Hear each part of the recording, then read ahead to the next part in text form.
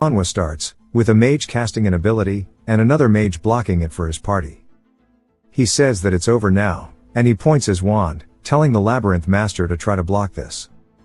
As he starts to cast the giant beam, he shoots forward as the labyrinth master puts up 3 giant magic circles to block the attack. It comes into contact with the circle before completely shattering through it, and it flies straight toward the labyrinth master, erasing him, causing a giant explosion in front of the party. Then we see that it was just for a game, as he has cleared the dungeon master difficulty, and they thank him for playing Abyss of the Labyrinth. The dude hits a fat nasty stretch, saying that he finally did it and that the game sure does get nasty at higher difficulties, but having a mage as his main character helped him a lot as well. The difficulty he was just on is called Turn-Based Master. He says that he should upload a strategy video for this one too, but something catches his eye, as it asks if he would like to challenge the final difficulty, which is Developer. He says that he's about that shit, and to run it. The game warns him that he's going to have to select a special ability, that he only got this by clearing the Turn-Based Master difficulty. He says that he's never seen this ability before, but if it sucks, he'll just reroll. And then he's going to stay as a mage, of course. We see that his mage's name is Calum. He's going to dump all 10 points into intelligence, as he is 0 on every other stat but int. He clicks start game, and his screen starts to turn into the world's brightest flashlight, but it's not just that, as it completely sends a blue light out of his apartment. He then yells and hears someone telling him to wake up. His eyes jolt open, and the dude's holding onto his collar, calling him a criminal, telling him to snap out of it already. He wonders if the guy is talking to him, saying this must be a dream, because he can't be a criminal, as he's been doing nothing but gaming. The dude sees him laughing, asking if he thinks this shit is funny, and throws him to the floor.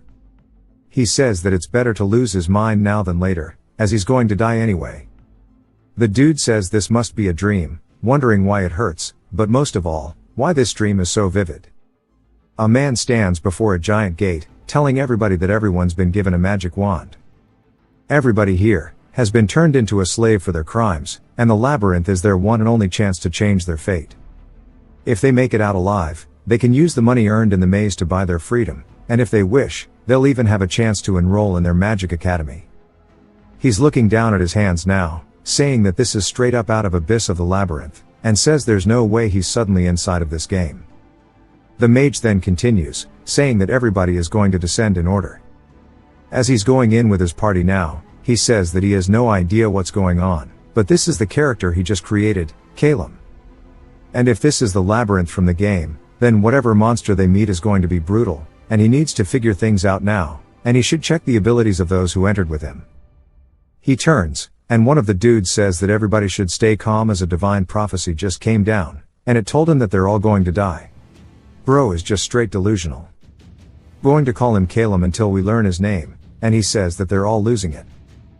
Calum tells them to get a grip, saying that they can make it out if they stay calm, and they should move slowly and look for an exit. Porkchop starts hauling ass, saying that they need to get him out of here right now, and Calum wonders what the hell he's doing all of a sudden. Then blood gets shot out, and he stares at it, as the pig has been impaled by 2 spears. Everybody is anxious, as what they see is a goblin before them. The lunatic says that it's just like he told them, and the elf girl is starting to freak out. The lunatic then says the prophecy wasn't wrong, before a spear takes his head off. The goblin starts drooling and looking at the girl as she's freaking out and falls onto the floor. Calum realizes this is bad, as the goblin starts charging in. He says that he can't go out like this, as the 2 goblins leap at him. He looks over, saying that he's done for because he can't dodge, but his hourglass of turns activates, which is his special ability. Time freezes for 60 seconds during one turn, and he gains 4 action points, and it automatically activates in critical situations. As his pupils start to have an hourglass in them and show his action points, the status window says it's his turn and he has 60 seconds. Time starts counting down, and Calum wonders what the hell is going on, because time is now frozen. He says that he thought it would be something with time based off the name of the ability, but he didn't think it would be this broken, but now he's got a minute he can think. First, he can raise his wand and block the blade, and it takes away one of his action points for doing that. He says that at this rate, he won't have enough to dodge or defend, and he lets out a sigh, realizing he has to lock in. He says that if he can't move, how did he just sigh though, wondering why it didn't take away an action point from him. We see that it's because that counts as him typing in the chat, and he says that if it's because it's created as a chat input, then he knows what he must do. He raises his wand once more, taking another point away, and he only has 6 seconds now. He points it towards both of the goblins, and with 5 seconds on the clock, it continuously goes down, and he uses his last action point. He yells fireball, and now that all action points are depleted, his turn has ended, and he has a 60-second cooldown on the hourglass. That's kind of broken. Fire begins to form at the tip of his wand, and as the goblins are about to finish killing him, he shoots out an absolute pillar of flames, obliterating the both of them. The elf is absolutely speechless, and Calum just sits there, looking at the scorch marks on the ground. The realization sets in as he starts panting, and he wonders what he did to deserve this, as he almost just gets killed for no reason like some nobody. If this really follows the same rules as the game when it comes to mages, nobody knows more than he does. There is no telling how long it will take for him to find the exit, so first he needs to do some farming, and then find reliable teammates. As he starts digging through their corpses, he looks over at the elf girl and asks what spell is embedded in her wand. She says it's lightning shock, but she's never used one before. He says it's better than nothing in size, saying she'll have to use it whether she's practiced or not, because if a monster charges her, she shouldn't hesitate to fire, and they have to go find the exit gate. He says regardless of who dumped him into this hell, if it's a developer or god, he'll survive and get out of this. We get some lore on the game and how a few years ago, the labyrinth erupted, and monsters that poured out from there covered the surface. As a result, countless adventurers and mages died. In order to train mage and explore the labyrinths, they started throwing in slaves and raised the ones who survived, killing 2 birds with 1 stone. That's pretty much the story of the game. There's no guarantee that everything he knows is correct, so he wants to be cautious. The elf thanks him for getting her to tag along, and she introduces herself as Yahello. He says it's not a big deal and tells her his name is Calum. They have a little bit of awkward silence, and she says that he's very calm and quiet. On the slave ship, he talked a lot with the other people. This catches him off guard, and he says that he didn't expect to have to deal with people who knew about him before he took the body, and that he needs to be more careful. She says that she used to live in the fairy forest and got a job at the errand center, but it turned out that it was distributing drugs disguised as packages, and she ended up being framed and couldn't pay the fine, so she was forced into slavery. He understands that she kept talking because she's scared, and then he tells her to please be quiet as she steps on a pressure plate. His hourglass ability activates as we see he has 4 moves, and it tells him that it's his turn. He turns, wondering if he stepped on a trap as well. He has a minute, so he tells himself to stay calm and analyze his surrounding area. Traps on the first floor usually involve shooting out from the walls, and fortunately, there are no holes on Yahello's side where something could shoot out. He looks at his side, saying that it's wasteful, but he has to use some action points to check. He says fortunately there are none, and he looks up saying that since there are none on the ceiling, meaning it must be a floor trap. There are 4 types of floor traps on the first floor of the labyrinth. First, the rising spike trap. Spikes pierce vertically through the floor and crush your feet. Second, the exploding nail bomb trap. The explosion radius is wide, so neither could avoid serious injury. And third, the poison gas or sleep gas trap. Perfect situation to become monster food. And fourth is the pit trap that makes you fall to the second floor. This one really has no solution. Since the hourglass activated, it means there's a threat to him too. While he can rule out number 1, there's not enough time to prepare for the rest. As the timer starts ticking down, he grows anxious, saying that this is pissing him off. If he lifts his foot, he'll just be in danger, so he needs to step on it as well so she can't lift her foot. He stomps down using his last action point, and since all of them are exhausted, it ends his turn. She continues carrying her momentum and walks forward, tripping over him. As she starts to fall, she asks what he's doing. He tells her that she stepped on a trap, and it's a trap that explodes the moment your foot is lifted, so he stepped on it instead.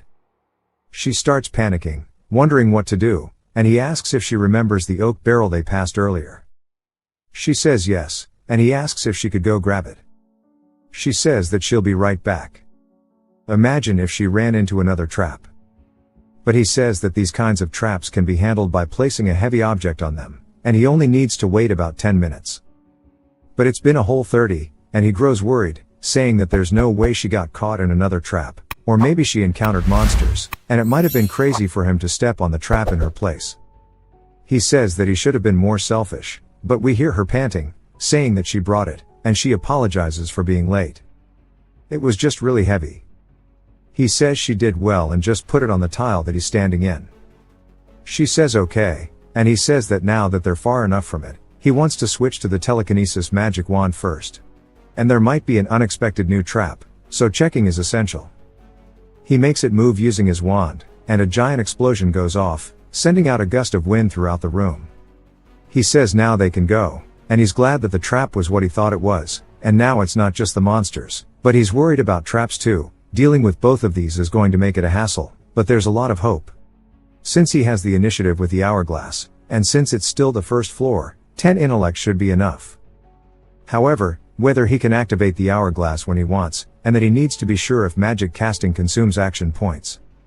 A goblin steps up, and he says this is the perfect chance as they start smiling, thinking they found prey. The hourglass activates, and he casts Fireball, and it takes one of his action points. We see that it also puts the spell on cooldown for 5 seconds, and time is still frozen while the spell is being chanted. It starts to go down, and he casts another Fireball, taking another action point. He says that with these two, it should be more than enough, and he ends his turn as they both fly down the hallway, exploding on the goblins, and it starts burning them to a crisp. He says theoretically, he can shoot 4 fireballs in a single turn. Urinal is just surprised, saying that he seems to have the ultra-high speed casting talent and chantless casting as well. He asks if it's that impressive, and she says yes, even just having one would make him amazing, and she's weak and can't even use magic, and she's no help and just causes trouble, and she's done nothing but cause trouble already. Maybe she should grab that bow off the ground. But Calum thinks about it, saying that she's definitely useless as a warrior or mage, but since she's an elf, he's sure that she's agile, so he asks how far she can jump.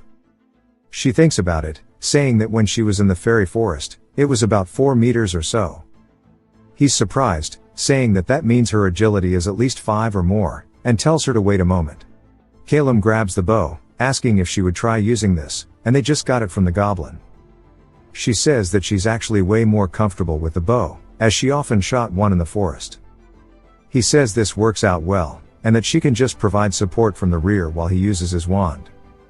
She says that she'll try to buy time so he can use magic comfortably, and he says in the end, he's ended up collecting everybody else's wands, including hers. She then hears something and says that someone is behind them. He then quickly turns, checking both sides of the hallway, but doesn't see a soul, and tells her that he doesn't see anything. He says that she's serious, and she heard a sound from over there. He then starts to have an idea, telling her to close her eyes for a moment. She starts wondering why, but thinks he has to pee, saying that she understands. He then throws some stones, asking if she could tell where and how many have fallen. She listens for the sound and says that there's about 3 of them, 4 steps away.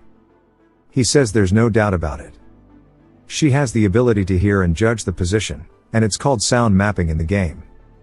He asks how many people she says are following, and she says there's 4, quickly approaching.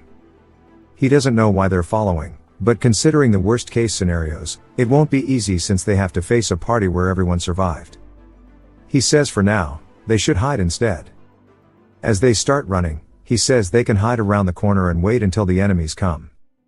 They hide anxiously, wondering if they're going to continue pursuing them, and the footsteps keep getting louder and louder. Realizing that he has to do something, he steps out, asking why they're chasing them, and she draws her bow too. One of the men says they have no business with him, but that elf girl is something they really want a piece of. The dudes then tell him that if he hands over the elf, they'll let him live. As he holds 2 wands at them, this is really a fantasy Bloods versus Crips. The dude tells him that low-tier magic won't pierce his shield. The same goes for her toothpick like arrows, and chanting won't work either, as an arrow will hit him in the head first. He shouldn't waste his strength and just make it easy instead and join their party, making it a 5-man. And the elf, they can all just run a train on her, asking him if it sounds good to him. Urinal calls out to him in a panic, and they continue, saying that it's safer to travel with the 4 of them than this elf. But Calum says that's not happening. He could sleep with her keeping watch, but with them around, he wouldn't be able to close an eye. He tells them to cut the shit and get lost unless they want to die. Yurnal is excited that he's on her side, and the dude says that surely he's joking. Calum says that he's dead serious. And the dude sighs, saying that he has no choice then, telling his men to kill him. As he starts to release the arrow, the hourglass activates, with a minute now on the clock. Calum says that he clearly gave them a chance. Maybe the dual wands just look like a defensive stance to them, but if that's what they thought, they're gravely mistaken. His foot is in a puddle, and his lightning type wand is gonna be a perfect pair. Usually, it can only shock once, but with water, it's a different story. He casts lightning shock, taking one of his action points, and it zaps forward, flying directly towards the group. As time is still frozen, he says once they're electrocuted, they'll drop the shield, so he'll aim for them one by one. He casts fireball, taking another action point. He says he'll shoot the first shot into the puddle, and then the next one at the bald guy. He raises his wand, taking an action point, and casts fireball. And now he is out of action points. With this, his turn is now over. As the dual fireballs and the electric shock fly in towards the group, they look worried. The lightning zaps into the water, electrocuting all four of the men, causing them to scream and convulse. They drop their weapons, just as he had planned, and helplessly watch as a fireball flies in. It hits the water, creating mist, blocking their vision. In a panic, he tells everybody to scatter before the fireball flies in, and it explodes directly on them, sending out another shockwave throughout the tunnel. He tells Yurnal to fire, and she listens for their movements before releasing a shot through the mist. We hear one of them screaming. He says that with her sound mapping, this is more than enough. He tells her to continue shooting, his spell cooldown is not up yet, and she has to take out at least one of them. And the bald guy probably got hit by the fireball, so he just needs to handle the rest. She shoots another shot, and his fireball is still on a 2-second cooldown, and he wonders why 5 seconds feel so long. He tells her to target the warrior first, he's almost ready. She wonders what he's talking about since she got them all already. He's surprised, and he says he only heard 2 arrows being fired. The mist finally starts to settle, and we see an arrow in one of their chests, and an arrow through another guy's skull as it pierced Homie's throat. He says that that's a collat. A collat is crazy, and she's scarier than he thought. She says that she was just scared. She worked really hard to make that shot. The bald guy is still alive and starts coughing up blood. His hands are gone though, and he wonders if he fainted. Calum says that he's glad he's alive, and he asks him what's his deal, since he can cast magic without chanting, and why he's even in a place like this. And this world is just so damn unfair. He says that's rich. They brought this on themselves the moment they tried to take advantage of a woman in the dungeon. He says none of them chose this. He got expelled for not having talent in magic and sold into slavery. If he even had half the talent he did, his life wouldn't have turned out this way, and it's all just a damn mess. As he starts to bleed out, he goes limp. Calum looks down, and Yurnal apologizes, saying that she's sorry for being wrong, saying that she killed them all. He tells her that there's no need to apologize, as it's thanks to her they're safe, and then asks if this was really her first fight. She says it was the first time she's ever aimed at a person. And he says that's the same for him, but it's something they need to get used to survive, and they should check what they had on them. He says it's his first time killing someone, but he feels so calm. Once he thought he was going to die, maybe he's already mentally grown since then. And if that's true, it's not gonna help him get used to this awful stench of blood and burning flesh, as that just reeks. She then brings one of the backpacks, and he wonders what's the deal with it. He says it was probably something that another adventurer had, and they stole it. There's a handkerchief, a Bible, a frying pan, some bread, a knife, and a rope, and a wallet. They open the wallet, seeing that it's from an F-ranked adventurer named Bison.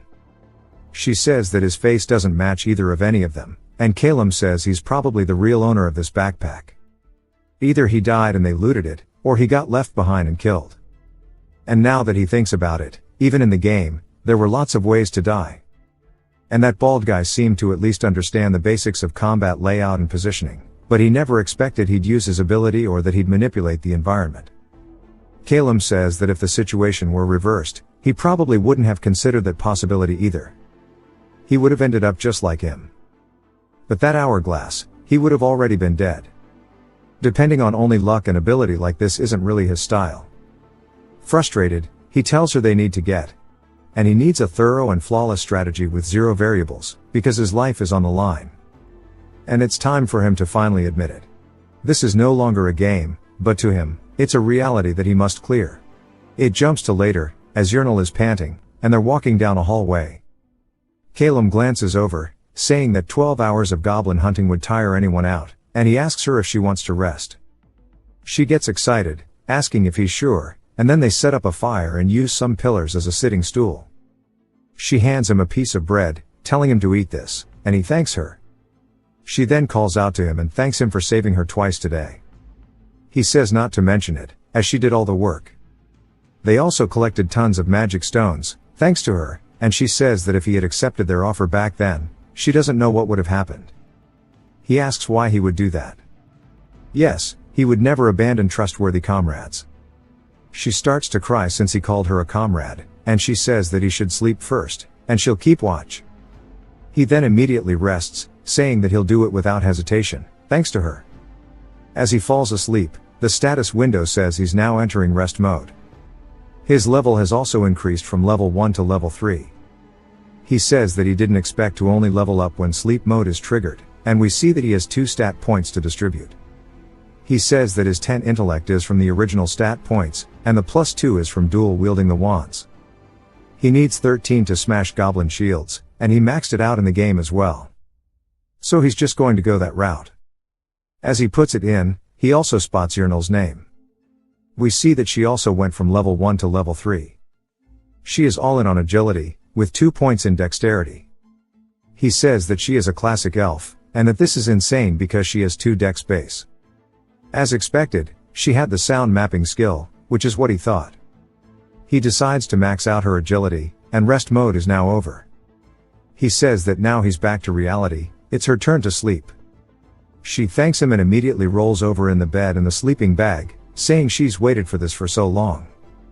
She sees him putting the shield up against the wall, asking him what he's doing. He says he's just testing, and this spot should work. She asks what he's testing, as he pulls out the fireball staff. He points it towards the shield, then lets it rip. The fireball shoots out, sending the shield into pieces around the hallway. He says that his fireball is definitely stronger now, and this is not just a dream. She's surprised that it actually shattered the shield, and says this is unbelievable, before knocking the hell out. He says next they'll have to go find the exit gate, and we see her sleeping, and he says that she must have been exhausted. Their fire is now burned out, and they start leaving. She wonders how long it'll take to find the exit. He says that's hard to say. Exit gates are randomized and pure RNG. His luck as a transmigrator is probably the worst, and it might take even a week of grinding. But that's wrong, as he's immediately surprised as they've already found an exit room, and there are adventurers guarding it. Their gear suggests a veteran party, so they should be cautious. He raises his wands and calls out to them. They recognize their slave outfits, asking if they're from the Magic University slave team. Calum says yes, and he says there's no hostility, but it sure is awkward. The dwarf asks the priest named Emma when the university last sent slaves here. She says it was around yesterday at 10 a.m. The dwarf says that if it's only been a day and a half, and they've reached this long and are still alive, it sure is impressive. And since the elf ditched magic for a bow, that's sure smart. She's still scared. The dwarf asks if he's confident in the fact that he can dual wield wands. Calum says yes. The dwarf says that's good, as false modesty is pointless, wondering if he has a fireball wand. Calum tells them that he does. The dwarf asks his other party member, the cat guy named Zickle, what he thinks. Zickle says they can't just keep sitting around here. Emma says that if he's confident, they can just recruit him. The dwarf reminds them that he's still just a slave, and compared to a bison's level, he'll probably disappoint. They say it's true, but they don't have better options. Calum recognizes the name as the owner of the backpack, and asks if they lost a mage comrade. The dwarf says they did, as they met a black hornet on the first floor, and he got bodied in an instant. It was the first comrade he's liked in years. It's a shame to lose him. Emma says he's not dead, as she casts soul preservation, and a revival scroll can still save him. The dwarf says they can't leave to go get one, calling her a genius. Zickle says they need to decide already. Calum says they found the exit, but there's a gate boss inside that requires a mage. He wonders what it could be, since they have a priestess, not an undead. If it's a troll, salamander, or brass goat, their party should be able to handle those. If the boss is a flying type, they have definitely picked Yrnil, since she's an archer, yet they need a mage with fireball wands. There's only one answer. He smirks, saying he has a question, asking if the boss is a venomous spider. Emma's surprised, asking how he knows, and even Zickle is. The dwarf asks if he knows his dungeons, and Calum says a little bit. A venomous spider is a monster that spams lethal venom and webs. The exit room is already webbed up, and it zips across the ceiling at insane speeds, attacking to inflict slow and bind. One misstep and you end up in its webs, and you're dead. And only a fire mage can counter it, burning the webs to force it down onto the ground, then finishing off, which is a standard tactic. He says this must be why they desperately needed him. Emma says she's in, and we finally learn that the dwarf's name is Virtanen, and she tells him that it's his call. Zickle says it's the same. Whatever flaws he may have, he sure is quick-witted. The dwarf thinks about it, and realizes this is a good opportunity, asking if they would like to join them temporarily. Calum says no instantly. They're all just confused, wondering why. Even Yrnil asks why they're refusing this good chance. He says it's only a good chance to defeat the boss. He says that after that, the exit gate will appear, and they'll have a chance to escape. But they are omitting one detail. Only 4 can pass. She now realizes what that means, and he says that the gate destabilizes with each person. Collapse accelerates, and it'll be gone in 5 minutes, so only 4 people can escape. Their party has 1 slot left, which is why they need him. In other words, they're telling him to abandon her. Her eyes start to swell up with tears. Virtanen says that it's quite impressive he figured that out, and double-checks his name since he heard Yrnil say it. He says they didn't intend to hide it, and he's sorry for that, and it would be nice to take them both out. But they only need a mage, and he wants to give him a chance to at least make it out alive, and that he should leave her behind right there. She starts to grow worried, wondering what he's going to do, and he thinks about it, saying that it's a sweet offer, and he was tempted for a moment. But if he can't escape slavery even after getting out, he'll just be thrown back into the labyrinth again. The important question is, he doesn't know if they'll continue to party with him, but there's no way, as he'll be thrown into another party of worthless slaves, and he'll never be lucky enough to find another slave with Yrnil's skills. He says that Yrnil is his comrade, and he can never abandon her. They're all surprised, and I don't know why she is when he already refused the gangbang parade. He says rather than that, he'd like to make a proposal. How about they all hire him instead? Virtanen asks what he means, and if he's saying that he won't go for the exit gate, and yet wants to be paid. He sure is interesting, wondering how much he wants. He tells them 10,000 gold, and Virtanen gets pissed. Yrnil asks if he even knows how much that is, and Calum says of course he does. The magic stones and the backpack they gathered on the first floor are both things that, if they sold, they could get around 2,000 gold. Both of their prices as a slave are 3,000 each. With 10,000, he can clear their status and even secure some emergency funds. The party starts arguing, and Emma and Zickle think they should just do it. Calum says that a party that hired a cleric notorious for being expensive means that their funds are more than enough, and they seem pretty exhausted, and they want to escape. The most important reason is a bison. They need to bring back the scroll and resurrect him before the body with soul preservation magic is damaged, so they must be short on time. They have no choice but to accept his terms. Zickle wonders what he's worried about, as it's not like there's any other mages. Calum says that for the sake of trust, he would like the cleric to swear an oath in the name of the goddess Nathaniel. Emma agrees, saying that a covenant can never be broken. Virtanen, realizing he could bargain, asks for 9,000. Calum says 9,500 instead. Virtanen then tries 93, and Calum is adamant with his 95. Virtanen can't believe he's going to do it, but realizes he has no other choice, and says fine. Calum says he won't regret this, and the dwarf says he certainly hopes not. Emma then tells them to come this way, and she says from this moment forth, in the name of the goddess Nathaniel, she will form this covenant. That Virtanen, Zickel, and herself are promised to hire Yernal and Calum for 9,500 gold. The condition is that their party will exit through the gate, and if either of the two parties is wiped out, the contract is void. She asks if both representatives agree, and they do. Calum then opens the door, saying it's time for them to head in. As they all head into the boss room with the spider webs everywhere, Calum says it's dark, and he can't see well. The boss is probably hiding in the ceiling right now. He looks over to his side, noticing a neutral object, as he calls it, saying it's filled with explosives. Most rooms will have a neutral item apparently.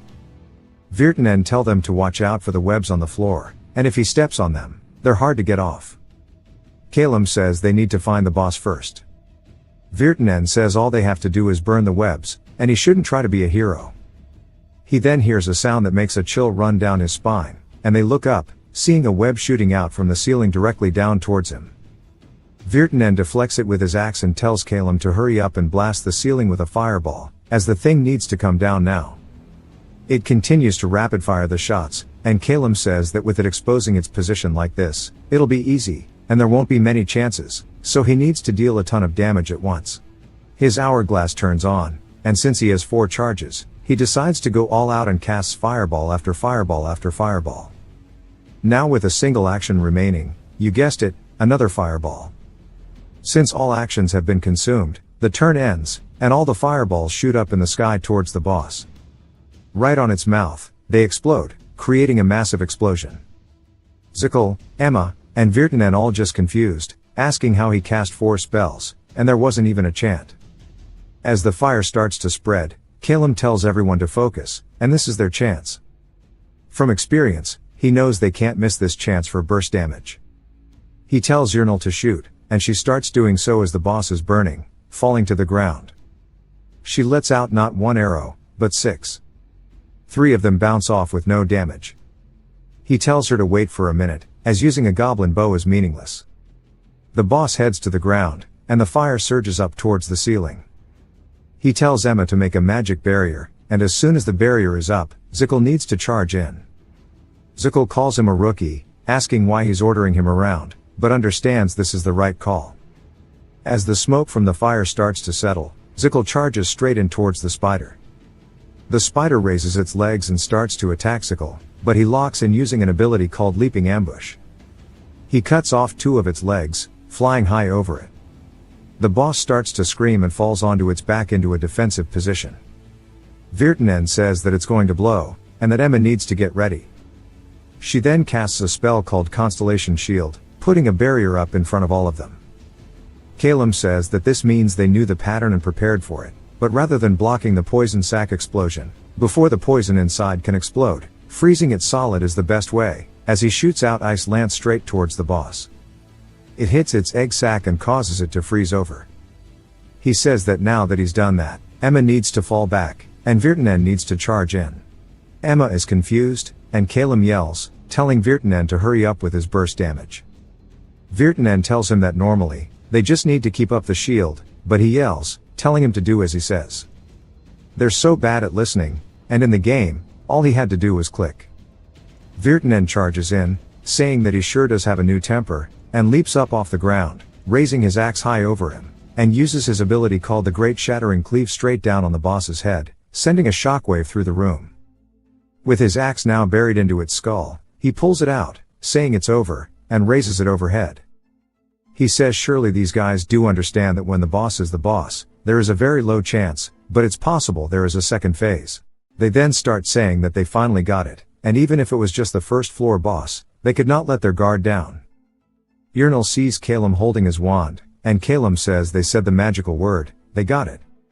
She wonders why he's still holding onto it, and he tells her to look up for a second. She does, wondering why, and then is horrified, asking what all that shit is. The rest also look up, but Emma says it's too dark for her to see, wondering if there's something there. Zickel, though, sees it and starts freaking out, asking what that is as it's covered with hundreds of spider eggs. Virtanen says there's no way, and he's never seen anything like this before. Even Emma says there's no mention of a second phase. Calum tells Yurnal to roll that barrel over, and she needs to do it with all of her strength. She runs over to the explosive barrels and starts rolling it towards him.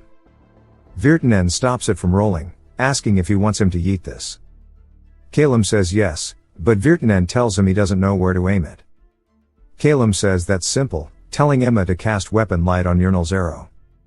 She says okay, and stretches her hand out and starts doing so. Calum tells Yurnal to raise her bow and shoot that towards the ceiling. She says okay, and fires it straight up towards the ceiling into a cluster of eggs. Virtanen says he can see it now, and yeets the piss out of the barrel straight up, and right as it's at the apex of the throw, Calum says now's the time. He activates the hourglass for his turn, and casts 4 fireballs before it forcibly ends his turn. The fireballs spiral up just like they did towards the boss, and they hit the barrel, exploding it. Virtanen's party says yet again he did a silent cast with ultra-fast chanting, and they wonder if it's always been this easy. He may be a slave, but his talent is insane. They wonder who the hell he is. Calum sees a bright light in front of him as the exit gate has now opened, and he sighs out of relief, saying it's finally over. Raiding with a skilled party is definitely easier, but not being able to control things like in a game is frustrating. Zickle approaches him, asking him who he is. It turns out that he's just genuinely surprised, saying that for him not trying to poison them and kill them all, he's honestly just impressed. Calum says he didn't think about that, but if he did, he could have claimed the gate. Zickle says that he's glad he didn't, and Virtanen says he was impressed. That level of skill is way beyond what you would expect from a slave, wondering what he was doing before all of this. Calum was just addicted to this game, and he wonders what the actual character was doing. He says that he was just a slave at the Magic Academy. Virtanen says that he's probably hiding his past for a reason, but he won't force it out of him. Yurnal then approaches, saying that she didn't expect them to beat it without a scratch, and they're seriously lucky. Virtanen says he honestly didn't have high hopes, and he only made the contract quickly thinking they would all die. Yurnal is surprised, and Calum says that's why the fee was calculated the way it was. But in the end, Virtanen got his money's worth. Virtanen says he certainly did, but it's not over yet. Calum says that's right. Zickle wonders what he's talking about since they found the gate, and Calum says that because the settlement has to be done in the village. Yurnal is surprised, and Emma says yes, the contract terms said that the party must pass through the exit gate. Until then, the contract isn't fulfilled. She says the gate's right there, and they surely think they can just go through it, and point towards it. Emma says unfortunately, a contract sworn before the goddess of fairness must be honored to the exact letter, and they also need to cross the gate. She says they can't make it out though, and Emma says that means the contract cannot be completed inside of the dungeon, and if they don't escape it will be nullified. Calum says no one in their right mind would bring 10,000 gold into a dungeon, and the system is designed so anyone who can't make it back suffers. She asks him if he knew about this, and Calum says yes, as high-value dungeon contracts are always settled back in town. Zickle says no wonder Virtanen offered 9,500, and he had a feeling, but it was as expected. Virtanen says that he's managing this party's finances responsibly. Zickle says that with this talent, it'd be a waste if he died, and he needs to make sure he comes back and robs the dwarf's wallet. They say it's time to head out. Calum tells them to wait a second, since this backpack belonged to one of their party members, and it's a bison's. They're all surprised, and Virtanen runs over asking if he's certain, and he says that it did look familiar, wondering where his body is. He says they didn't find it, and it was from loot that another slave team had they fought with. Emma and Zickle are surprised, and Virtanen says he assumes he wants something in return for this. Calum says he just wants the backpack itself, excluding the personal belongings of a bison. Virtanen is glad he doesn't want money, and laughs, saying that he'll give it to him, but also they'll add some food supplies of theirs. Calum asks if he's really going to hand over all of their food supplies, as he doesn't think they're going to head straight back to town. Virtanen says that it takes time to receive a resurrection scroll. Emma says that she's already brought one with her though. And Calum asks how. They let him know that they already revived a bison once, and Calum says this dude needs to find a new career path. Virtanen says honestly he's 100 times more competent than a bison, and they all laugh, saying they should have recruited him from the start. Yrnel starts processing it in her head, and Calum says better luck next time, though it'll cost more. Virtanen says he talks big, but he'll be watching, and Yrnel raises her hand, calling out to them asking if they can just take Calum back with them. They're all just surprised that she's willing to sacrifice herself, and even he is. She says as long as one of their party members makes it back to town, it counts, because neither party was annihilated, and that he can claim the 9,500 gold, become a free man, and officially join their party, and even gear up properly with the money. Emma asks what she plans to do then, as even a mage like Calum would struggle to survive, and she won't last a single day. Silent, she thinks about it, before saying that she doesn't think they'll ever find the exit room again, and at this rate, they'll both end up dying in the labyrinth, and he shouldn't just stay here because of her. She would have died a long time ago if she'd been on her own. It's only thanks to him that she's made it this far. He's just surprised that she's willing to go this far, and she starts crying, thanking him, saying that she'll never forget him, and that he should live on well for her sake too. Virtanen then tells Yrnel that normally recruiting members from another party is considered rude inside a dungeon.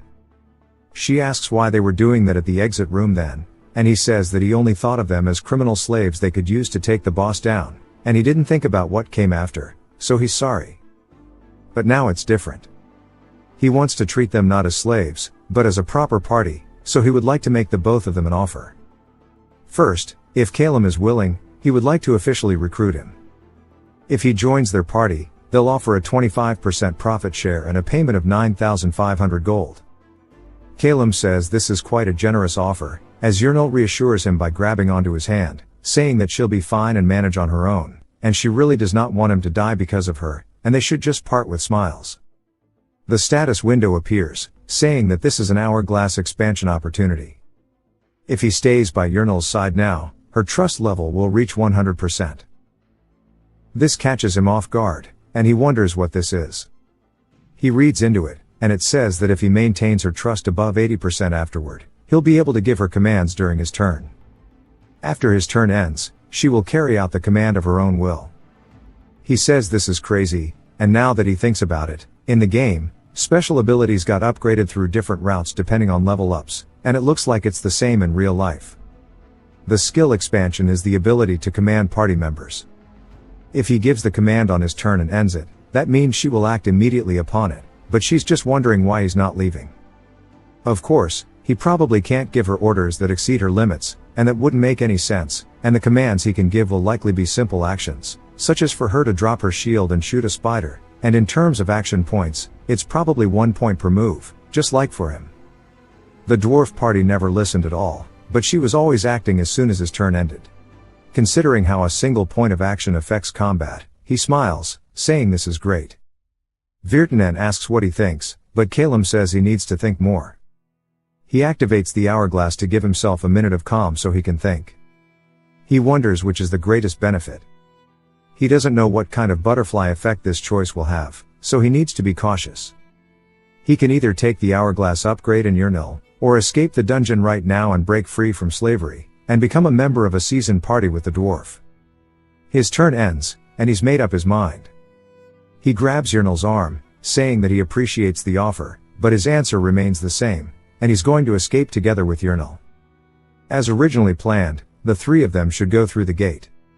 She starts sobbing uncontrollably, and they're just surprised that he's giving this chance up, asking if he's serious. He says that he is. Even if this were a game, he'd have made the same choice. Thinking ahead, raising Yrnel is the smarter move. He's not that cold-hearted. He didn't abandon a crying woman either. She asks why he's not leaving. He's already plenty stressed, so she needs to be quiet. He says leaving her behind would be awful for his conscience. Zickle approaches him and shouts, but it's because he's crying, saying that he's one hell of a guy, and that he can't believe how much of a man he is. Emma also says that the Magic Academy really scouted a good one this time, and Virtanen says he wants him even more now. Emma says that she's sorry to ruin the moment, but wonders how they're going to defeat the next boss alone. He asks if they could take the spider's corpse. Virtanen says that's not right. A touching moment is one thing, but this is something else. Calum says this guy is autistic because he has no situational awareness. He says that he'll just buy it, and they should deduct the 1,300 from the 9,500 reward. They agree, but charge him an extra 200. Calum says okay, and then Virtanen asks for Urnal's name. She freezes up, and he asks if her name is Pretty Lady, but she says that her name is Urnal. He keeps calling her Pretty Lady, saying that the sincerity she showed was cooler than the fireball shenanigans Calum was doing, and the two of them need to make sure to return alive, and he's going to give them both a token of support.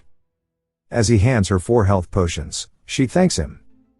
Virtanen says that if he makes it out of town, he'll buy him a drink, and Calum says it better be 2. Emma then says that when they get out of town, they need to look for her at the Temple of Nathaniel, and she'll be waiting there to pay the reward directly. Calum thanks her, and then she gives them Nathaniel's blessing, saying that she's going to pray for their safe return. Calum says in-game, this blessing gave +1 to all stats for 12 hours, and it's immunity to curses and decay. They decide that it's time for them to finally head back to town, and they give them one last stare before the gate. Zuckle tells them to remember his name, as Emma wishes him the best. Virtanen starts digging through his bag, saying that it's going to be farewell for now, pulling out an E-ranked mana stone. It counts as one person passing through the gate, and he rolls it through, now showing only one person can leave. He says that if they make it back to the city alive, to come find him at the Adventurers Guild. He tells them his name once more, saying that he knows they'll come, so he'll be waiting. The gate then closes up, as Urnal drops to her knees, and she wonders why he stayed, and how they're meant to clear the exit room again. He says that he knew it was too much to hope for, but she shouldn't worry, as his body has been steeped into this game for so long, he's calculated everything already. He tells her not to cry, as they can totally do this, and first, they can rip out the spider's fangs from its corpse. She says okay, and starts crying, but we see her trust has reached 100%, and he can now command her during his turn. She says that it's not that she doesn't want to work, and she's ready to do anything he wants to, no matter what it is. He can even use her as a shield, but surely it would be faster if they gather the materials together. He says that she needs to trust him, as there's a reason for everything, and she should focus on pulling out the fangs. She says yes sir, and he says that he wants to help, but the item extraction success rate is proportionate to the dexterity stat, and she's got a better shot, since hers is 2 points higher than his. He needs to review the skill expansion system, and strategize for the battles ahead. It mentions everything we already know, but also adds that high difficulty actions or commands that go against her nature may be difficult to perform. He says that this kind of stuff definitely makes sense, and he'll have to test what kind of commands she can follow easily, and he needs to test it soon. She pulls out the fang, saying she got it, and he tells her it's good, and they can go. And they'll make poison arrows on the way. He starts smiling, saying that she was crying a minute ago, and they could die at any moment, but he's glad to see her super happy right now. He tells her to combine the poison thing with the goblin arrow, and she can create a poison arrow that way, and to do this as well as he hands it to her. She says that even if he makes new arrows for her, she's not sure if they'll be useful in an actual battle. He says the reason she couldn't deal any damage to the boss was because of her gear, and archery equipment is quite important. Since they can't get another bow yet, they should at least use good arrows. Bows are hard to make, but arrows are different. If you combine the materials to make and use a special arrow, you can draw out incredible power even with a shitty bow. He tells her that he's counting on her. The in-game success rate of the item combination was also proportional to dexterity, and it's low, so he's not expecting her to succeed, but she does at first try, asking if he means like this. He turns surprised, asking how she did that, and she says she just poked around it very carefully, and it worked. But that's easier said than done. If you mess up, the force control, the poison sac could burst, and you could die. Why the hell is he making her do something so dangerous? We see that she actually succeeded though, because he acquires the item, poison arrow. He tells her not to use them until he tells her to, so just keep them safe, and they can head out. She says okay, and they start heading down the hallway. He wonders if he should test his newly added hourglass feature, and activates his turn. With 4 actions left, he tells her to take the water bottle out of the bag and give it to him.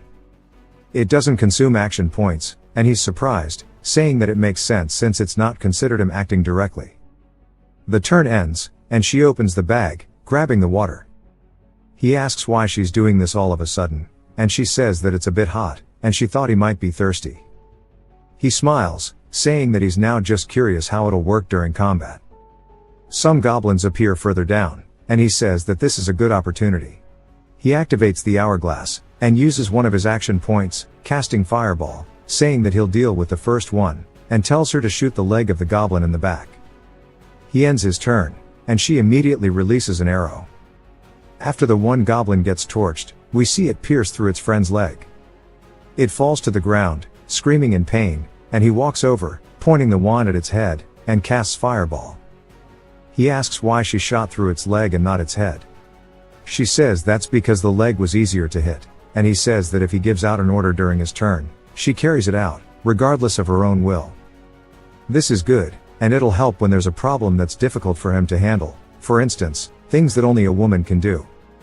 And come to think of it, there was an additional explanation about commands that are too difficult, and he wants to do a simple test to see how it works.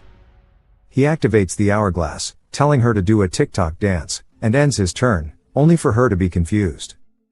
He says as expected, nothing would happen. He then activates the hourglass, saying to do any dance, and he wonders if this will work. So he ends his turn, and she immediately starts busting out into an actual TikTok dance for some reason. And before she realizes what she was doing, she starts to freak out, and he kind of just stares, saying that he now understands how it works. She apologizes, and he tells her they can just keep walking for now. As they head further into the labyrinth, he goes to take off his bag and grab some water out, and says that he needs to know one important thing. So he activates the hourglass, saying that before they head deeper in, he wants her to say everything she knows about him. She says that she heard people talking when they were on the slave ship together, and the reason he became a slave was none other than murder. This causes him to spit out his water, and she asks if he's okay. He says that he's fine, asking why she's bringing it up. She says that she thought he was scary, and she's glad that he's not, and that he definitely had his own reason. And panicked, he says that's right, and realizes this is a disaster. Apparently, he killed a foxskin woman who was his teammate. Calum says that in the game, they were skilled in magic and smart, and not only that, they were characters who easily charmed people with their looks.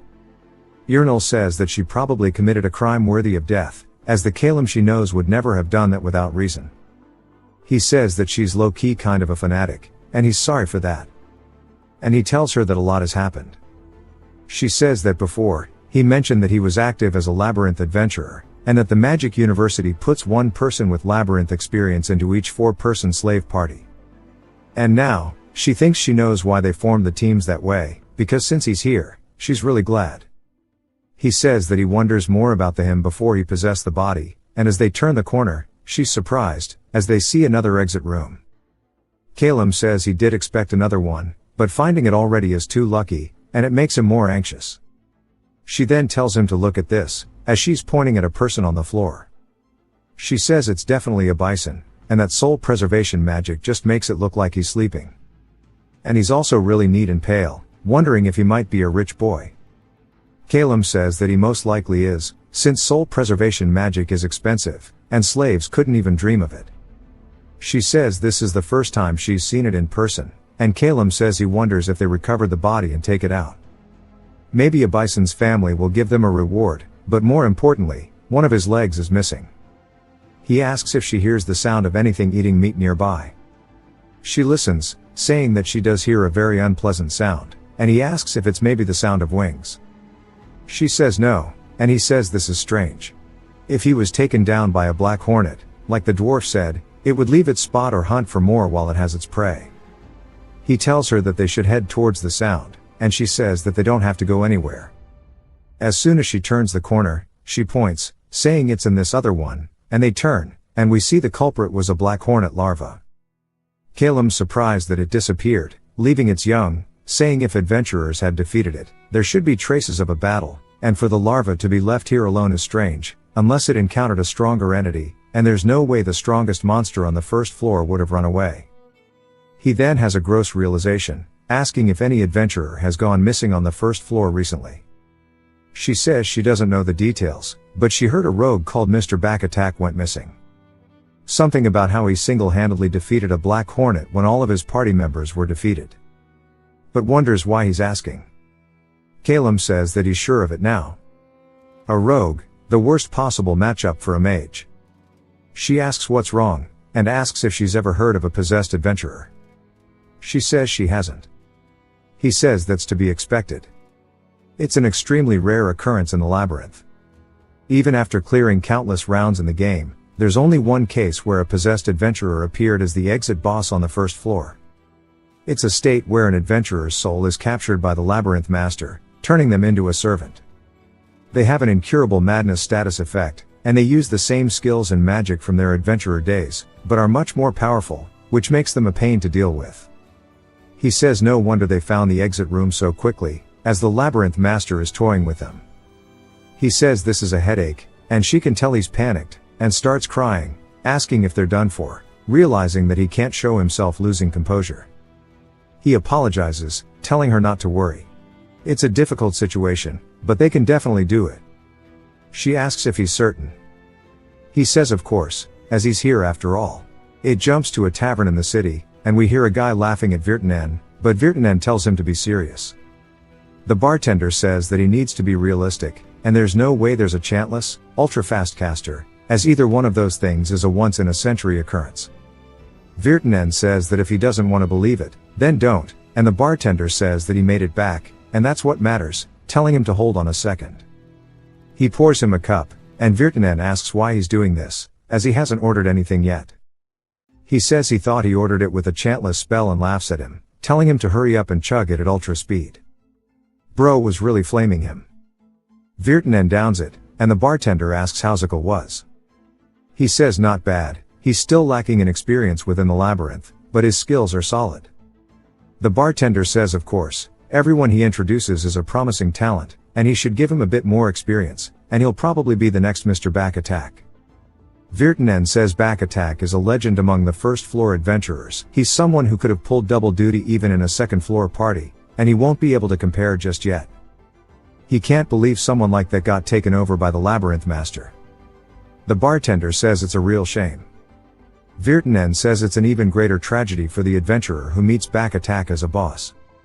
The door then gets slammed open, and a woman starts screaming at Virtanen and starts crying about her son, asking if it's true that a bison is dead. Virtanen says he's sorry, but it is. While searching for the exit, he went ahead on his own and was taken by a black hornet.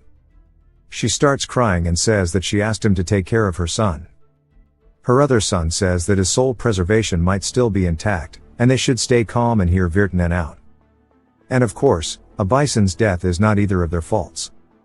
But then, in a very cold tone, he says surely he wouldn't let things end so foolishly.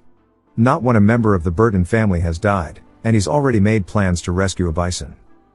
Virtanen says that the magic lasts for a week, and there should be no issue reviving a bison. Their resurrection scroll will be ready in 3 days, and they plan to depart around then. A bison's brother says that it seems a bit tight, and asks if they can locate a bison right away. He says that he'll use this to cast a tracking spell on his id to find him. He then tells them a genius mage found it for them. A bison's brother asks about it. The bartender says apparently it's a slave mage who cast ultra fast and without chanting. Virtanen says that he can't believe he's still mocking him, and it's true. The guy asks if it's really time for jokes, and his name is Clarence. His mother says that maybe that mage recovered his body, but Clarence is annoyed. Virtanen says it's possible, and their party only had 2 members. Clarence sighs, saying that he doesn't need to hear any more about a 2-member party. But his mother says that this isn't the time for him to be acting down, and no matter the cost, she'll pay a reward for the retrieval of a bison's body. A crocodile hears this and slides his chair back, asking how much she's willing to offer. This is a lizard, my bad. He tells her that hiring them would be easy, as they operate on the 3rd floor, and unlike Virtanen, they don't fumble. But Clarence tells the dude to be quiet and less spoken to, scaring him off, and he runs back to his table. Clarence says that if his mother tries to solve everything with money, she's bound to attract the wrong kind of people. She says that if she doesn't do something like this, no one's going to find his little brother. He says that he'll go himself with Virtanen. Virtanen says that if a 5th floor mage is going with, then he'll welcome it. Clarence says that he's his brother, so he should be the one to bring him back, and that genius mage intrigues him too. Back to Calum, he says that they need to call this off. She asks what he's talking about, and he says that they're waiting for the dwarf party. At this rate, the larva will starve to death within 2 days. It's still the spawn of a monster that's considered a boss on the first floor. The scent is keeping others away, but once it fades, they'll catch on and start swarming, so they need to move. And it's also strangely valuable in its own way though, but they'll need to move. He's just surprised that it has use. She says that maybe they could wait for the next exit room, and he says no. If back attack is really here, a first floor level party has no chance of clearing it. Waiting for a new exit room is not an option. Their best bet is for Yurnal and him to take down back attack and make it out, and while it'll be tough, it's not like they're lacking in firepower. Yurnal asks if he thinks they can beat back attack. He smirks, saying that there is a way, but it's going to be difficult. She asks what it is, and she'll do whatever he says. He asks if she means anything, and she says yes. He smiles, saying that this is good, and they'll have to use a somewhat rough strategy. Later that day, after some rest, we see a giant explosion in the hallway, and some goblins look terrified.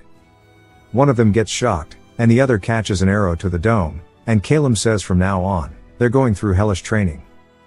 Calum says they'll need to hunt 100 goblins. She looks scared, asking if she heard that right. He dashes off the floor, and they start speedrunning these goblins, killing them left and right. We get a pretty cool little montage of the two of them working together to easily handle all of the goblins they see. Calum says that level 5 is almost the limit on the first floor of the labyrinth.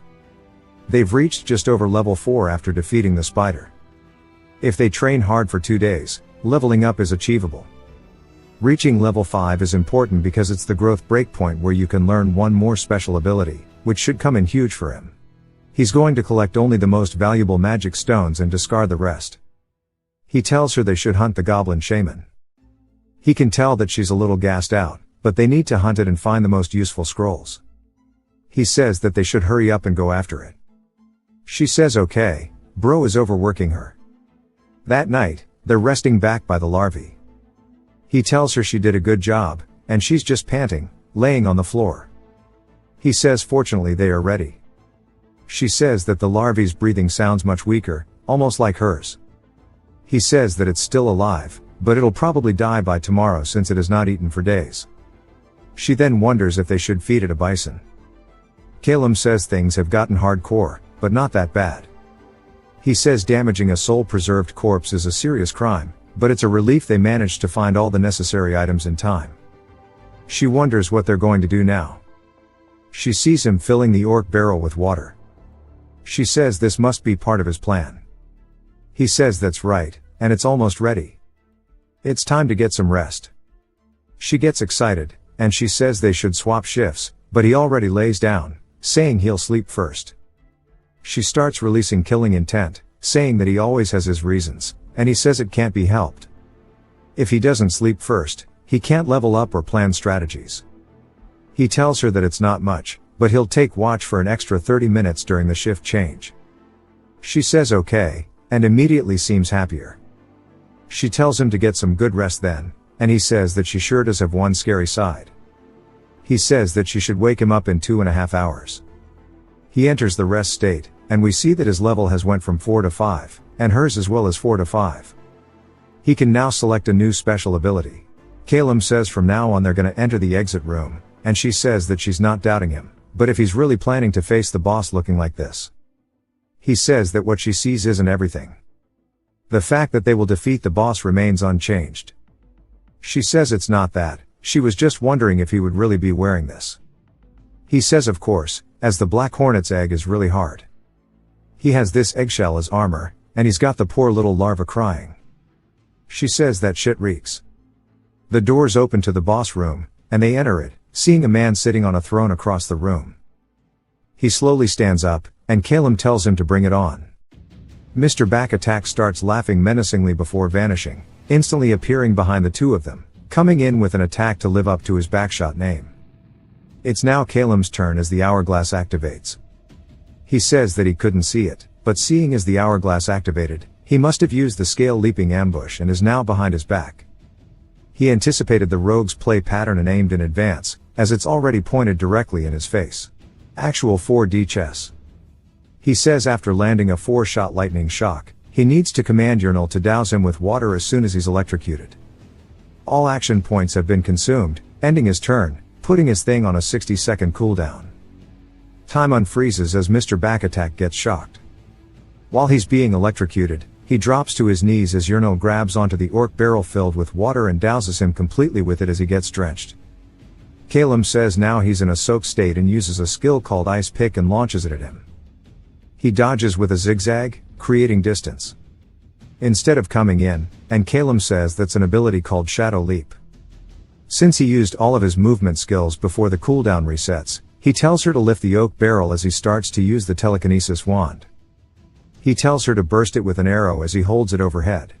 She releases the shot, and it explodes, causing the water to go everywhere. He then launches another ice pick, but this time he hits the water, and it's all over the floor, making it a harder environment for him to move around. Backattack realizes this, and Calum asks what he's gonna do now. He's probably gonna try to use cautious steps or wall walk, but instead, something flies in, breaking the hornet's eggshell in an instant. Yahello screams out his name, asking if he's okay, and he says he is, thanks to the eggshell. At this distance, he can't believe he used magic throw. Luckily, the destructive power is weakened due to the distance. The weapon then flies all the way back towards Mr. Backattack, and he grabs the dagger before he starts fading out. Calum says this is invisibility.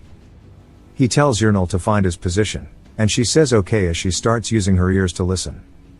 She hears him on the wall up above and shoots an arrow directly towards where he is. As it starts flying in towards him, it starts to get close to his face before he narrowly dodges, leaving him vulnerable in the air. He reaches towards his back and grabs a hold of something. Calum says that's a grenade, and the hourglass is still a long way off cooldown, but this is the only thing that he's been waiting for, and he starts smirking. He then looks at the black hornet larva and casts Ice Pick, absolutely deleting this thing. Calum says he leveled up for this very moment. The special ability is called Slaughterer's Momentum.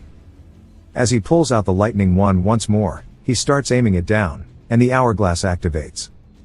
The special ability Slaughterer's Momentum, at least in-game, is an ability that recovers 2 action points upon killing an enemy. But now, the activation condition has changed. He gains a temporary 2-point hourglass that lasts for 60 seconds. He says that to use this, he painstakingly shared his food and dragged that larva all the way here. But the target is a bomb the size of a ping-pong ball, 10 meters away. But still, he has to hit it. As time is frozen, he starts lining it up, saying that he hopes that he does this right, and he casts Lightning Shock twice using both points, ending his turn forcibly. Time unfreezes as the lightning starts to fly out. It does hit the grenade that Backattack is carrying, causing an explosion in the sky above the two of them. He starts celebrating, saying that he did it, and it makes sense, as he was a special class marksman in the army after all. He then asks where he is, and she points, saying that he's still over there. He then launches an ice pick, hitting Backattack straight in the chest. As he starts to get frozen over, he lets out some grunts. Calum says the freeze status effect landed perfectly, so he won't be able to dodge anymore, and he tells her to hurry up and shoot. She draws back the poison arrow and releases the shot. It soars through the sky, hitting Backattack in the chest, and Calum says the level difference doesn't matter in the end. Since the poison sac hit directly, he's gonna die just by breathing. And if this all goes to plan, he'll die slowly. Now that he's exposed to the gas, he'll take 20 damage per second for 20 seconds. Even if he can't see a health bar like in-game, it'll be over in a few seconds, and he hopes that he doesn't struggle and just lets it happen. But then, to his surprise, a very bright light starts to appear in the middle of the poison miasma, dispersing it. Calum says that he shouldn't have hoped for a fluke and tells her it's time for Plan B, and he was really hoping it wouldn't come to this. The reason a possessed adventurer in the labyrinth is the most dangerous is because they can also use the special abilities from their time as an adventurer. As Backattack looks pissed. Calum says fortunately this is something he expected, and that he prepared Plan B to cover all possibilities. We get a flashback to before, and he says that they should fire just one poison arrow first and see what happens. She says that they should use both to have a chance of winning, and he says that he supposedly defeated a black hornet alone, which is suspicious, and that he might have a way to remove poison. Even if he's a skilled and agile thief, fighting a black hornet without getting grazed by its poison stinger even once is impossible. He got poisoned but didn't die, so it makes sense, asking if she agrees. She asks if this means that he's saying back attack can cure poison. He says no, since he's a thief, he wouldn't use magic. Based on his guess, if it's not bombs, potions, or scrolls, the only thing left would be special abilities. Confirming whether or not that he has detoxification is their top priority. She says that if he detoxifies immediately, does that mean they're finished? She starts to get panicked. He says no, and he smiles, saying it's time for plan B. Now that they see that's the case, as he's using a skill called Adrenaline Rush, it recovers 50 ELF points and resets the cooldowns of one of his first tier skills, and removes negative status effects. His eyes start to light up due to the adrenaline. He uses cautious steps, dashing through the ice, straight towards Calum. Calum says the hourglass cooldown still has 3 seconds left, and she wonders if she should shoot now. He says not yet, since he activated a movement skill, he'll dodge. To use plan B, he needs to create distance from Yahello. He then dashes forward instead of away, starts sliding on the ground, using the ice to carry him forward. Using lightning shot, he shoots it. Back attack dodges to the side, and then zigzags forward, grabbing onto Calum's wrist. He then starts to twist it, causing him to drop the wand and scream in pain. He then reaches his hand forward, grabbing Calum by the throat, and raises his dagger into the air. Calum yells for Yahello, and back attack looks up, seeing her holding an arrow. But in that instant, back attack carries him up, away from the ice. Calum gets stabbed in the chest, saying plan B. As he starts falling backward, Yahello screams out his name. He says this hurts like hell, and he needs to use the potion he got from Virtanen. As he starts drinking it, back attack reaches into his bag as well, and takes it out, starting to chug it. Calum says that he sure is a damn thief. Once the potion falls to the floor, back attack rears back his dagger. But now it's Calum's turn, as the hourglass activates. Calum smiles, saying that it's too late. He's glad that he fell for his bluff, and is moving exactly as planned. This is exactly the plan B he devised, and he'll survive on potion power, so she should give it her best shot. As he drinks another potion, taking an action point, he then grabs a scroll, which is another action point, saying that he won't be able to kill him with a dagger. He breaks the scroll, with 1 action point remaining, and tells Yahello to shoot him. While he may be persistent, it's now time to say goodbye. As he does something else, taking the final action, he smiles. With all of his action points being taken, the hourglass has been flipped again. As we see the dagger hit an invisible barrier on his chest, back attack is surprised, and Calum says that it's magic armor, saying surely he didn't know about this, and he starts to grab onto him. That was the scroll he used, and it nullifies up to 5 attacks, with the damage being 100 or less. He tells Yahello now is the time, as he starts getting shanked like he was in prison. She shoots the arrow, flying up towards his back, and it hits straight on his side. Calum asks how it feels to be hit by poison arrows twice. This is some Dragon Ball Z shit, and Calum yells, saying it's time for the real battle to begin. As the miasma starts to spread out, she yells, asking if he's okay. Back attack starts screaming and coughing up blood, and Calum says that he feels like his lungs are being shredded, and that he needs to continuously drink the potions. Back attack tries to push away from him, and Calum can't believe that he still has so much strength left. As he raises his dagger, he starts to thrust forward, but stops right before hitting him, and drops the dagger. He then starts to fall onto the ground. Calum realizes what this means, as the miasma also starts to disperse. He says this bastard finally died, but his consciousness is fading fast. As he falls to his knees, Yahello runs in, screaming that he better not die. He tells her to give him a potion. She says they won, so they have to get through the gate together. Even though he's constantly drinking potion, it still hurts like hell. Since the calculations were uncertain, even if he drank all of his potions, he still might die from the poison. She cries, saying that he can't die until he drinks this one as well, and he has no other choice but to try. The exit gate then starts to form, and he says that he thinks he'll survive now, and she shot that last arrow well. She says that because the terrain was blocking the view, she was worried whether the arrow would hit or not. He says all ranged attacks suffer penalties when shooting from low ground, and that back attack took the height with that in mind. He picked this for Yurnal's level 5 special ability called Artillery Strike. It allows her arrows to ignore obstacles and shoot towards the target. He says he was confident that she would hit it, and she cries, saying that she's so glad. He says there's something they need to do before leaving. She wonders what it is, and he says that their exit gate has 2 spots left. She says that's right, and he says that he wants to take both the bison and back attack's bodies with them. Back at the tavern, Virtanen is asking someone why they are here since they don't even drink. Wondering if it's for them to check on the resurrection scroll. And it's none other than Clarence, who says that his little brother's life is on the line, so he ought to confirm it himself. Virtanen says the scroll that he requested will be ready today, so he should be able to enter the dungeon at around 5 AM. Clarence is getting anxious, since the soul preservation magic doesn't have much time left.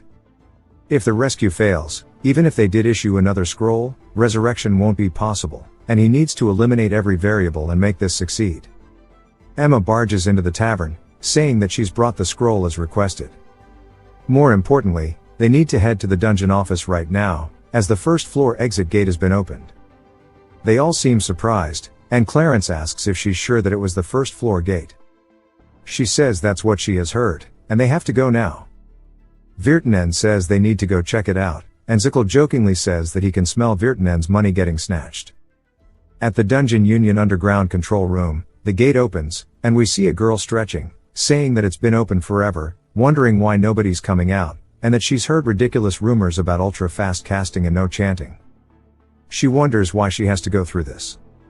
Virtanen charges in, asking if anybody's coming out and if the gate's really open. Clarence then greets her, calling her instructor. She says that she heard the news, and she's wondering if he came to see if a bison made it out. He says yes, though he's not getting his hopes up. Finally, something starts to come out of the gate, and the instructor says that she hopes things went well for his brother, so he shouldn't worry too much, and she wants to see who it is. Only to see a bison's corpse stick his head through the gate, she starts screaming after seeing this, wondering what's wrong with his face. Virtanen and the rest are surprised, and Clarence runs over. It then starts to change color, showing that someone else is coming out, as back attack is thrown onto the floor. Emma's surprised, as she also recognizes him. The instructor freaks out, since half of the people coming out are corpses, and wonders what's going on, and if a 2-person party really defeated Mr. Back Attack. Clarence starts to recall the rumors about how there is a slave mage who can cast without chanting, and he wonders if it's really true. It shifts color once more, and Virtanen asks if that's Calum, but Yurnal steps out, saying that it's her instead, but he'll be out soon. They're just glad that they made it out, and they say they had faith. She says that Calum did all the work. The instructor says that she's part of the slave team from the Magic Academy, and Yurnal asks if there's something wrong. The instructor says that even for a skilled duo, beating back attack would be massive news, but it was just a 2-person slave party with ass weapons, and they formed just a few days ago, wondering how they pulled it off. It changes as Calum stretches his hand out, he slowly exits, actually aura farming because of the blood on his shirt. Zickel says that they really did it, and Emma says that she's moved, they even brought back a bison's body. Virtanen sees the blood, wondering if he's hurt. Calum says that it's really noisy, and calls out to Emma, saying that he needs their gold, and he starts to pass out into Yurnal's arms. She screams out his name, and they are taken to the temple of Nathaniel. Calum slowly opens his eyes, asking what happened, and Emma says that he passed out the moment he stepped out. He collapsed due to a drug overdose from ingesting too many healing potions. He says he had to survive without an antidote somehow, and asked for the payment. She says that it's on the desk, and not to worry, wondering if he would like to check it. He does, and wonders why there's only 7,850, and he says he's short some gold. She says that's the treatment fee, and he says he never asked for it. She says that Yurnal did, though. Calum can't believe that she meddled in this, but he should be glad she's worried. She then asks if they'll be heading to the academy to reclaim their citizen status. He says that he's more worried about what happened to a bison and back attack. She says a bison is being treated in the resurrection chamber, and the revival process should begin soon. As for back attack, he is already sent to the morgue. Calum asks if he can't be revived, and she says that his body didn't have soul preservation magic cast on it, and unfortunately, reviving back attack is impossible. As soul preservation magic is a spell that binds the soul to the body, the duration lasts 1 week, so if the body is retrieved within that time period, it's possible. But in back attack's case, there's a loophole. If the dungeon master extracted his soul and stored it in a jar like pickled kimchi, and you retrieve that soul from the sanctuary of souls, revival will be possible. They must have said it's impossible because they don't know the sanctuary's existence, and he only discovered it at the God of Strategy difficulty level. He tells her that he's gonna be going now, and she gives him another blessing as he heads out to the Magic Academy. Urnal's already there, and she greets him, asking if he's feeling better. He says he is, and that they should go use this money to free themselves from slavery. She gets excited. But they say that after some calculations, Urnal can't be freed from her slave status, immediately taking her smile away, and Calum asks what they're talking about, because they should have more than enough.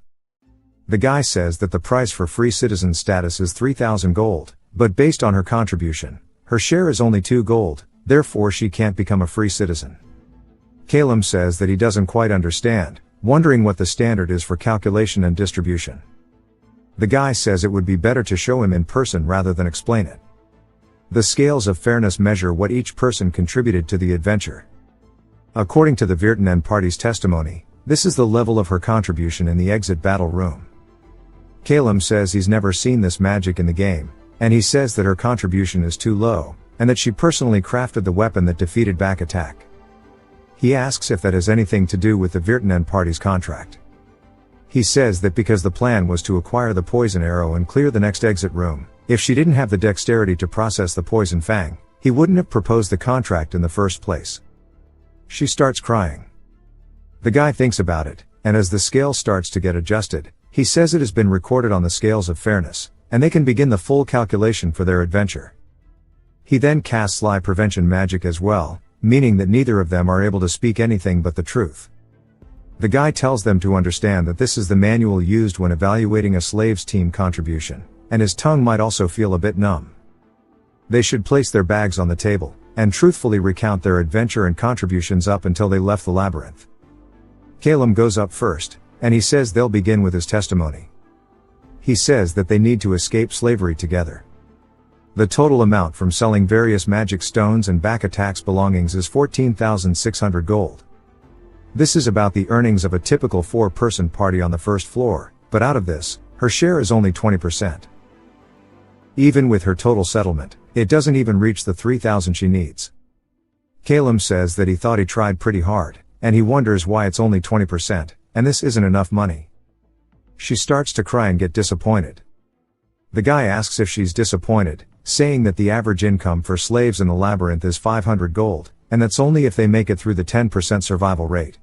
The fact that she's alive, and this income she is now, none of it was earned because she was skilled. All she did was meet Calum, and move according to a strategy. To put it coldly, all she did was shoot 2 poison arrows, and she is an existence that can be replaced by anyone who can listen to his instructions. Nevertheless, if she is dissatisfied with the profit distribution, she can protest now. She says that she accepts the decision, and Calum really wonders why the assistant had to say it like that to make her feel worse. He tells Calum if he's thinking of showing any kindness, to stop. Sending criminals who were slaves into the labyrinth is also a form of punishment. He says he understands, and wonders if he'll use his gold to buy his status as a free man. He says yes, and takes 3,000 gold away from him, but gets rid of the collar on his neck using magic. The guy congratulates him, saying they will now conclude the evaluation. 2 men enter, and they are about to take Urnal to the slave quarters. They say she's good with the bow, so it would be well worth to sell her to the Adventurers Guild. Calum says he's going to have to go find her later. The assistant says before that, he needs to ask if he has any intention on enrolling in the university, as they can't afford to lose a mage who possesses the talent of no chanting and high-speed casting. If he enrolls, they will not spare any support in all aspects.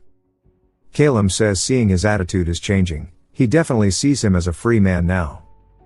Many mages must have died in the labyrinth's eruption, so they wouldn't want to lose him. He asks what benefits he would get. The assistant says first of all, his magic talent is outstanding. Someone then enters the room, asking if this is the guy from the rumors. The assistant calls her Professor Malini, asking what she's doing here. She says that she's here to see a genius mage with no chanting and ultra speed casting, and we see the instructor from the exit gate with her as well. She says she wanted to see with her own eyes.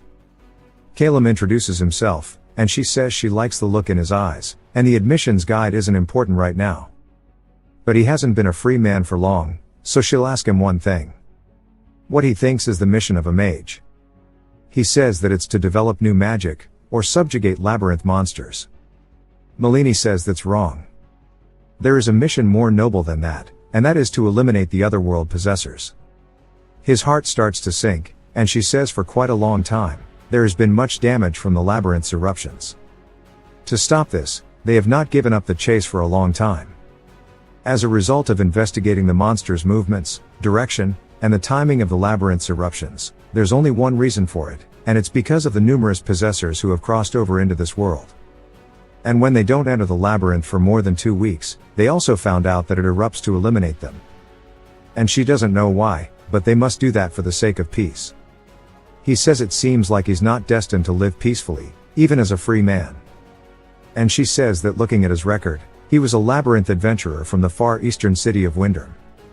He was tried and became a slave for the crime of murdering a colleague, and testified that the motive for the crime was that she was an otherworld possessor. This catches him off guard, and she says that he'll fit right in, and to cut to the chase, he needs to join the possessor identification club that she leads, saying surely he's not a possessor himself, and laughs it off. He doesn't say anything, and she asks why he's silent. And he realizes he would have been in big trouble if he'd answered rashly, because he can't lie due to him still having the lie prevention magic cast on him. As Calum continued his silence and hesitation, the professor said with a cunning smile that it was strange for Calum not to answer a simple question like this, which increased Calum's tension. Calum felt immense pressure as he tried to find a suitable response, wondering to himself about the best answer he could give to get out of this complicated situation. At this moment, Clarence suddenly entered the room to greet the professor, and he pointed out that it might be too early to recruit Calum into the club, especially since he was still disoriented after exiting the labyrinth. Professor Melanie welcomed Clarence, and noted with a smile that a diligent farmer never fails to achieve a good harvest, and added that Clarence's presence also meant that Professor Isilov was interested in Calum. Clarence interjected into the conversation, addressing Professor Melanie, and pointed out that Calum's clear and rapid skills in casting spells without extra movements might make him more suitable for labyrinth exploration tasks rather than exterminating otherworld possessors. Calum stood silently after this remark, while Professor Melanie became angry at Clarence's interference, feeling that he was overstepping his bounds in the conversation. Clarence continued speaking to Calum and told him with a kind smile that he didn't need to make his decision now, suggesting he think carefully about Professor Isilov's offer to join the Labyrinth Exploration Club. After the conversation ended, Calum left the place feeling relieved that the lie detection spell had finally worn off. He resolved that if that spell were used on him again, he might be forced to fight whoever was behind it. Calum sighed with relief as he left the room, but he quickly remembered the danger of this annoying spell. He wondered to himself how such a convenient spell could exist and felt immense resentment at the fact that there was magic that could force others to tell the truth. In his mind, Calum continued to think that a spell capable of detecting lies could be very useful, especially for interrogating suspects.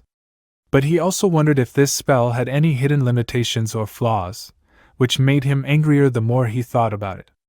In any case, Calum calmed himself, realizing that the lie detection spell had completely worn off now, and he was safe from having his secrets exposed.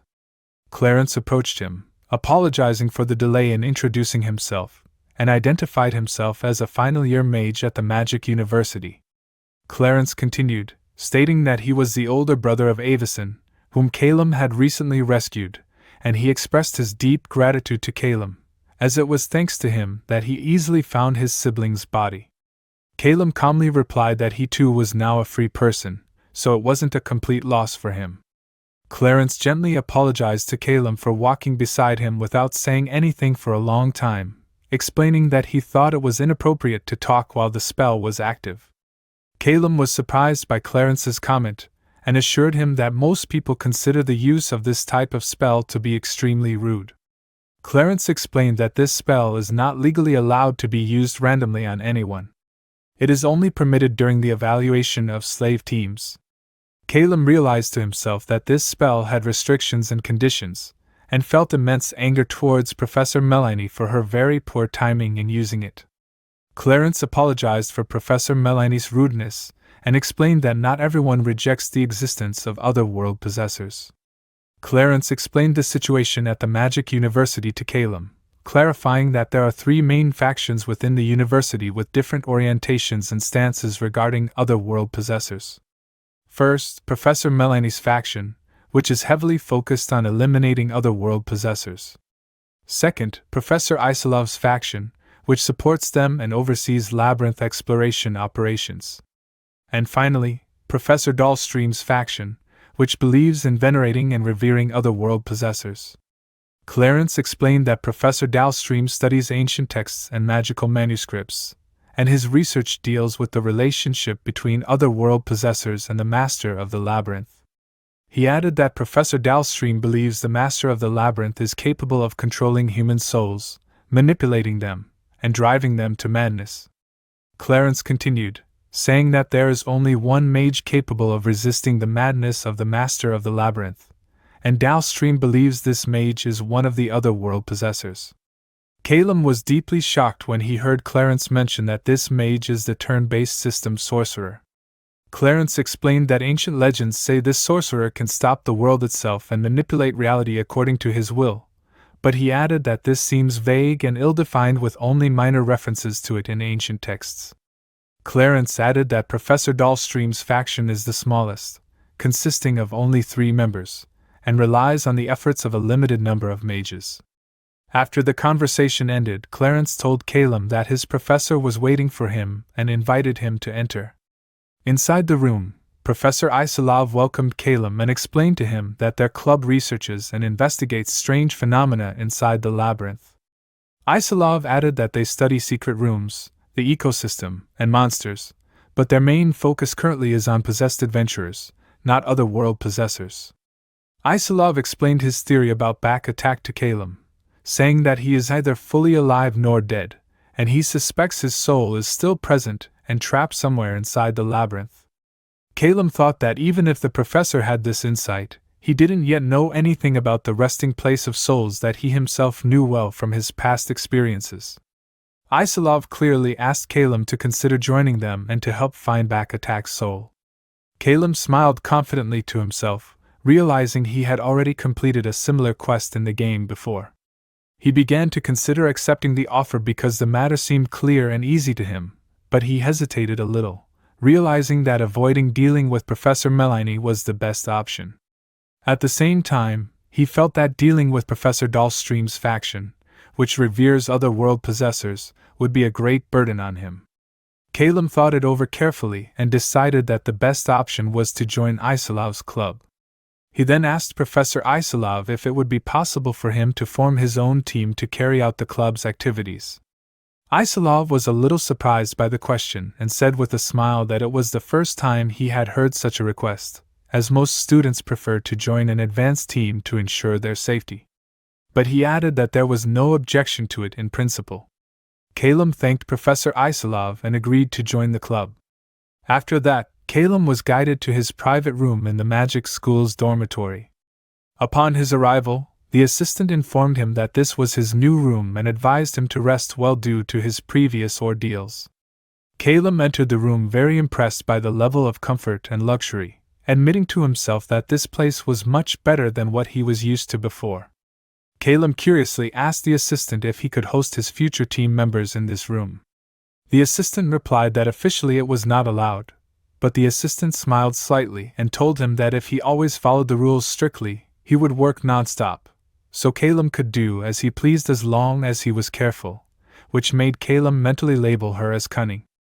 After the assistant left, Calum went to the private bathroom in his room to take a shower and relax, finally feeling at ease after all he had been through. While relaxing in the bath, he began to recall the stressful events of the day, his morning escape from the labyrinth with Yahello and his terrifying battle with back attack. He then recalled gaining his freedom, successfully completing his mission, and joining the Magic University and Professor Isalov's club. And he felt amazed at how quickly all these events had unfolded.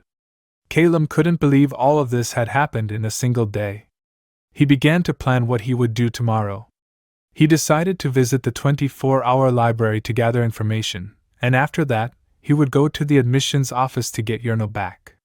Despite all that, Calum decided to stop thinking for now and rest a little, admitting that he still had a long way to go.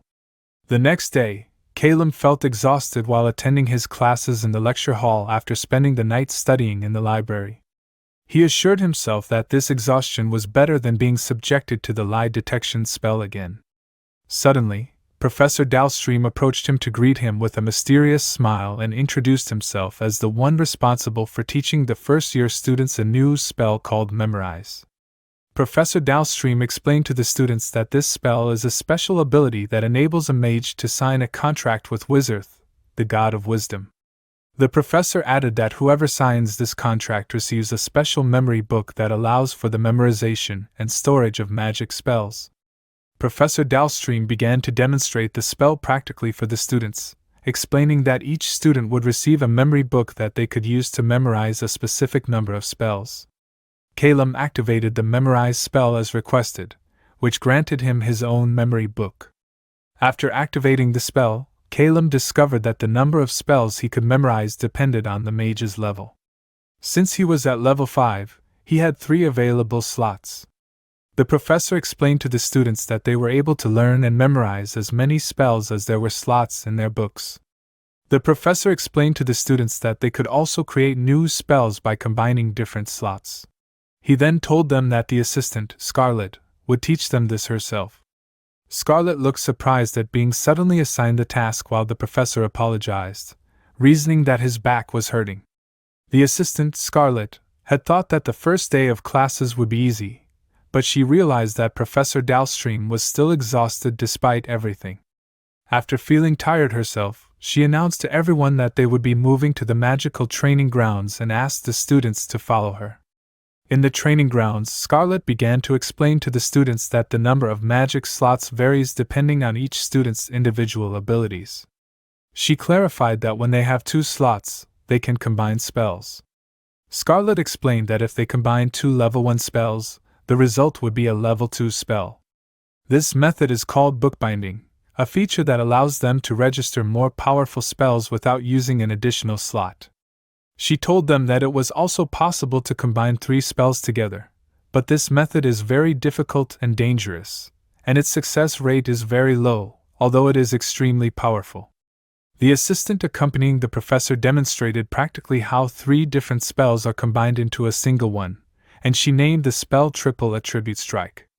It is capable of inflicting massive damage that combines the properties of 3 different spells into a single attack. The students watched in amazement at the power of this devastating spell and realized the strength and impact of this type of advanced magic. The assistant was visibly impressed by the results of the magical demonstration she had presented to the students, and she assured them that if they worked hard, they could achieve results similar to what she had shown them. She then presented them with a list of level 1 spells to choose from, and explained that they could purchase the spells they chose from the magic bookstore. She also told them they could consult her in the magic tower if they needed advice. While checking the students' choices, the assistant was surprised that Calum already had 3 magic slots, and she was very astonished by his strange choice of spells. Calum calmly asked her if his choice was not allowed. The assistant became flustered and assured him that wasn't the case, but it was a very unusual choice indeed. The assistant looked at Calum's selection sheet with great bewilderment, and wondered in confusion about the logic that made him choose this strange combination: dust cloud, heatwave, and the utility spell humidity. The assistant told him with anger and tension that the 3rd spell, humidity, was a utility spell used only to increase humidity, and she wondered why he would want to learn something like that. Professor Dalstream suddenly entered and asked about the cause of all the commotion and noise. The assistant became flustered and handed him Calem's selection sheet, asserting that she didn't understand the reason for his illogical choices. Professor Dalstream calmly told the assistant to let Calem proceed with these choices, emphasizing that research and experimentation were the most important virtues at the Magic University. Professor Dalstream smiled confidently as he told Calem that he looked forward to seeing the results of his experiments and choices, and he wished him good luck. In the evening, Calem returned to his room in the Magic University's dormitory. Calem sat relaxed in his room, registered his 3 choices of magic spells in his memory book, and then decided to begin the bookbinding process to combine the spells. Calem succeeded in combining the Dust Cloud and Heatwave spells and obtained the new level 2 spell, Dust Explosion. Calem smiled with satisfaction, certain that the Dust Explosion spell he had combined was much stronger than standard level 1 spells like Fireball. Even though the basic spells he used were low-powered, Calem also combined Dust Cloud and Heatwave again, but this time he obtained the level 2 spell Heatwave, which causes damage and leads to sunstroke as a negative effect on opponents. Finally, Calem combined all 3 spells together, Dust Cloud, Heatwave, and Humidity, and obtained a level 2 spell called Thundercloud. After finishing, Calem contemplated his memory book, which was now filled with the 3 spells he had combined, and he felt great excitement about these results. Calem then decided that he needed a quick test with the hourglass, and that he would buy a special lightning element magic staff to use it more efficiently. Calem felt great relief that he had finished registering the spells and decided that he must now stop to accomplish the most important task for him. Meanwhile, Yurnal was being held at the Adventurers Guild. One of the guards rudely called out to Yurnal and told her to get out of the cell immediately. Yurnal heard voices from outside talking about her, describing her as a slave who was arrested on charges of drug trafficking. Yurnal was led away to be sold soon, and she thought in despair about the kind of people who would pay money to buy someone like her. Yurnal wondered sadly as she climbed the stairs if she would ever be able to meet good people again, and she feared being dragged back into the labyrinth without any guarantee of coming out alive this time. Yurnal stood hesitantly in front of the door, announcing that she would enter, but she felt anxious and extremely scared of what might happen to her now. Yurnal opened the door, overcome with despair, and began to talk to herself with deep sadness about how much she missed Calem. But suddenly she heard a familiar voice behind the door and found Calem waiting for her, which left her completely shocked and extremely surprised. Calem stood confidently and said that he couldn't abandon a companion he had risked his life with, which made Yurnal very moved by his presence and his sudden rescue of her. Calem extended his hand to Yurnal with a smile and promised her with great confidence that he would make her a free person, and he invited her to go with him. Yurnal walked beside him outside and expressed her concern because she was still in debt and not completely free.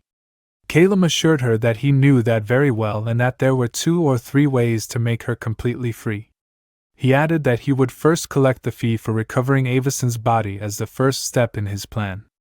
Calem was surprised when he learned from Clarence that he had only received 100 gold pieces of the agreed-upon amount. Clarence told him the reason was that the Magic University might confiscate the money if it were paid in full before a person gained their freedom. So, he preferred to hold on to the rest of the amount temporarily. Clarence added that it was still too early for Yurnal to receive the rest of the money, explaining that she would receive most of what remained of her share soon, but she had to stay in her designated quarters until that time. Calem continued speaking to Yurnal, telling her that there was another option to pay off her debts. She could accompany him on his next journey into the labyrinth again. By doing so, she would be able to pay off the rest of her debts and become a completely free person. After that, Calem pointed to a bow he was carrying and told Yurnal that this bow was a gift for her, a sign that he was giving her the choice to continue with him or make another decision, wondering to himself if Yurnal would choose to leave after becoming free. Yurnal hesitated for a moment, then looked at Calem and asked if he intended to continue his adventures inside the labyrinth. Calem assured Yurnal that he would definitely continue the adventure, explaining to her that although he might not be very useful, he would try to help her more than once. In a powerful, emotional moment, Yernal impulsively and enthusiastically asked if she could continue to accompany him, saying that she wanted to stay by his side and be his companion. Calum smiled happily at Yernal's request and told her that they would indeed continue together. He also explained to her that he had already found another member for their team. Yernal was very surprised at how quickly Calum had found another person for the team and eagerly demanded that he introduce her to this person right away, while Calum gently warned her not to raise her expectations too high. Later that evening, as they were walking together, Calum told Yernal that he had asked the third team member to come and meet them in his room. Yernal began to wonder excitedly who this new person would be. The two heard the sound of footsteps approaching the room. Yernal began to feel excited and expectant, while Calum was also eager to see her reaction to the new member. The door opened slowly, and behind it appeared the awaited person. As soon as she saw him, Yernal was extremely shocked by the person's identity. Yernal's face showed shock as she saw Back Attack standing before her, and she began to scream hysterically while Calum quickly tried to calm her down. Calum explained to Yernal that he had used the summoned spirit scroll he got from Professor Isilov to bring Back Attack back to life, who stood before them as if nothing had happened. Back Attack felt tired and greeted Yernal weakly, while Yernal was still tense and afraid of seeing him again. Yernal showed clear hesitation when she indicated that she might have to leave the place, but Back quickly cut her off with a single decisive word, completely refusing it. Later, Calum read from Professor Isilov's research about a major incident that occurred 12 years ago in the labyrinth city of Sohen. The research revealed significant loss of life due to an explosion in the labyrinth, with an estimated 3,000 monsters emerging, including dangerous abyssal-type monsters. The research findings showed that the target of that explosion was a possessed person known as Henry, who lived in the poor districts of Sohen, and traces of his resistance to the monsters were found. Among Professor Isilov's research, a mysterious message left by Henry before his death appeared. The message was written in a language that only Soul-Bearer or other worlders could understand, and the message specifically warned against the Magic University. Calum wondered with concern why Henry would leave a message that only other world-bearers could read and suspected that the message might be a warning from the Magic University itself. What was most suspicious was that the place heavily damaged by the labyrinth explosion was specifically the Magic University. Calum began to wonder if the heavy losses the university suffered were because they fought on the front lines. Calum wondered to himself if the Magic University had been attacked by monsters after Henry was attacked in the poor districts. Calum decided he must be cautious and delve deeper into understanding the facts about this message and its connection to the Magic University and Professor Melanie in particular. At that moment, Yernal shyly entered Calum's room and asked him hesitantly if she could sleep there tonight. Calum noticed her hair was a bit disheveled. As soon as she entered the room, Yernal suddenly noticed Back Attack behind her and screamed in shock and extreme fear. She very nervously asked Calum to let her cut Back Attack's strange hair. Calum refused her request and explained that she had to accept Back Attack's presence if she wanted to stay in his room, and he told her he had another important condition. Yernal was surprised when she saw a set of scrolls that Calum took out in front of her. He then explained that he had bought these scrolls from the black market that morning, which made surprise evident on Yernal's face, who didn't initially understand the reason for this action. Calum presented a mysterious scroll he had bought from the black market that morning and told her with a mysterious smile that he had many things he wanted to test, and he asked if she was ready to help him with that. Meanwhile, Professor Melanie and Professor Isilov were discussing a new project that was taking up a significant amount of their time. Melanie confirmed that the person who wrote the warning message addressed to the Soulbearers, other worlders, was killed shortly after, and that the person mentioned in that message was an acquaintance of Professor Isilov, a student at the university named Calum. Professor Milden questioned Calum with clear suspicion, addressing his colleague, Professor Isilov, about Calum's strange abilities, which might not be explainable by genius alone.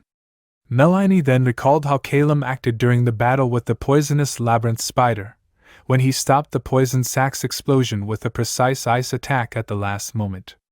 Questioning if that performance was just an ordinary skill, Melanie continued to express her doubts, astonished at how two slaves of their level with very limited resources could kill, back attack, and escape the labyrinth.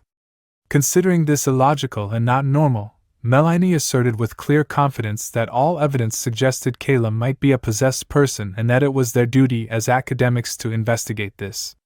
For his part, Professor Isilov expressed his reservations about these assumptions, believing they couldn't make fateful decisions based on mere unconfirmed suspicions.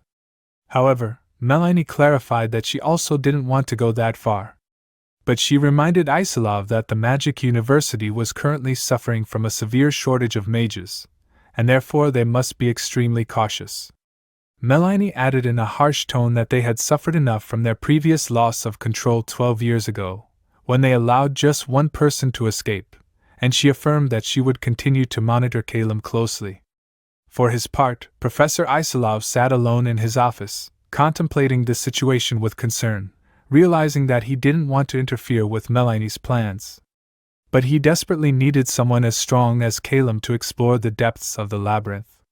Meanwhile, Calum began searching for new members for his team.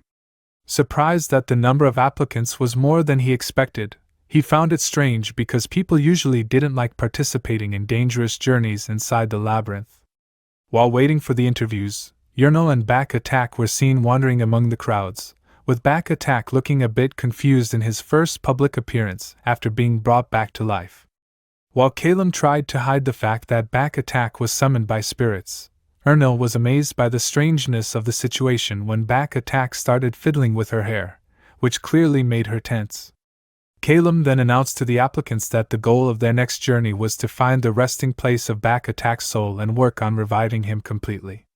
Calum explained to the applicants that whoever wanted to join must be prepared to fight on the front lines. And to prove it, they must show their strength by lifting a heavy barrel placed in front of them. Calum thought to himself that a physical test was the best solution because he couldn't verify everyone's skills in detail, and he had to rely on this practical method to prove their strength. Calum then continued speaking to the applicants, saying that whoever succeeded in the first test would have to prove their combat skills directly afterward.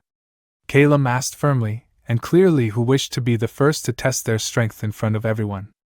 The applicants hesitated and began to look at each other with obvious concern. Calum noticed that some applicants had started to withdraw for fear of the test. Realizing that many of them came only because of Back Attack's reputation and were not prepared for a dangerous adventure, Enro told Calum with concern that she didn't know how to use combat skills well. Calum calmly reassured her, saying it was all right and that she would learn quickly.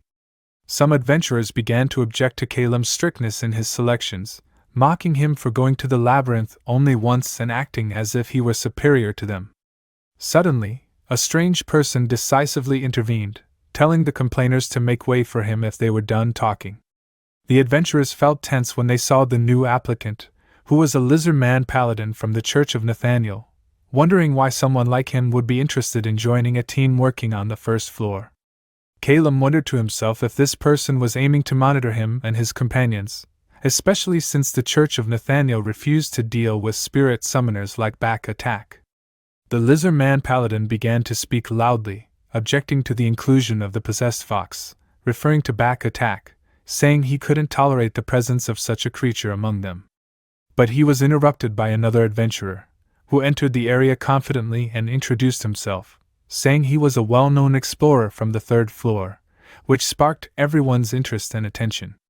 This new adventurer thought to himself that if he could revive Back Attack, he might be able to find his own lost friend. So, he showed great interest in joining Calum's team. Meanwhile, Calum was wondering internally if he would be able to control the reaction of the lizard-man paladin, who was rejecting the presence of the spirit summon. Suddenly, another large person burst into the place, shouting to be allowed to participate in the interview as well. The bald man was extremely flustered as he begged for a chance to be interviewed, while one of the attendees looked at him, wondering if he was really trying to compete with them. Meanwhile, he insisted to himself that he must join this group no matter the cost. This person introduced himself in a loud voice as a monk. He insisted clearly and loudly that Back was his companion, his true companion. The monk began to speak about what happened in the past, saying that everything that happened to Back Attack was his own personal fault. The monk explained that Back Attack was known for being the strongest adventurer on the first floor, and that he had stayed with their team for 3 full years. Even though his abilities surpassed everyone else's, he chose to stay with them simply for their comfort and camaraderie. However, as the monk and the rest of the team felt they might be hindering Back's development, in addition to the growing pressure from other adventurers who aspired to have him on their teams, they finally decided to let him leave for the sake of his future. The monk explained that Back Attack had agreed with a smile, as if he completely understood their position, even though it was a painful decision for him. 3 weeks after that, their team was ambushed by a group of plunderers who tried to trap them inside the labyrinth by sealing the gate on them. Only one member of the team managed to escape and call for help from the guild. At that moment, Back Attack entered through the new labyrinth portal that had recently opened. Back Attack had lost all his companions in that battle and was seriously injured, on the verge of giving up and despairing of life. But he suddenly changed and decided to open the gate and go out to fight fiercely. The monk said that at that moment, Back Attack began to slaughter all the thieves brutally, and he himself was so terrified that he fled the scene alone. Therefore, the monk asserted that he had a strong reason to join Calem's team and participate in the journey to find Back Attack's soul. He then added his information about the labyrinth, stating that they might sometimes encounter a powerful roaming boss on the first level, though it is usually found in deeper levels. Calem was surprised by that, and said to himself that it was the first time he had heard of a powerful roaming boss appearing on this floor. The monk continued explaining that since that day, he had not stopped blaming himself, and that if they hadn't let Back Attack leave the team, things would not have reached this unfortunate state. The monk approached Back Attack, asking him with regret and remorse if he had sold his soul in the labyrinth, while he himself had fled and left him alone in that difficult time. In a deeply emotional display, the monk knelt on the ground, apologizing tearfully, and asked Back Attack never to forgive him for what he had done. At that time, the other adventurers began to argue about selecting team members. One of them enthusiastically suggested that they choose the monk, as he deserved a chance to correct his mistake. The lizard man paladin strongly rejected the attempt to emotionally influence such an important decision and insisted that the evaluation must be fair and objective. The lizard man paladin challenged the monk, saying that if he could break the heavy wooden barrel, he would allow him to join as well. The monk stepped forward towards the barrel with confidence, while Calem watched him skeptically, aware that monks usually do not possess great physical strength, even if they are frontline fighters. But the monk surprised everyone with his great strength when he easily shattered the barrel, announcing to everyone that he was not just an ordinary monk, but an exceptional strength monk. With that, Calem announced that his team was officially formed and advised the monk, named Amos, to prepare well before their next adventure. Amos agreed and said he would be away from home for a while, so he needed to discuss matters with his wife before leaving.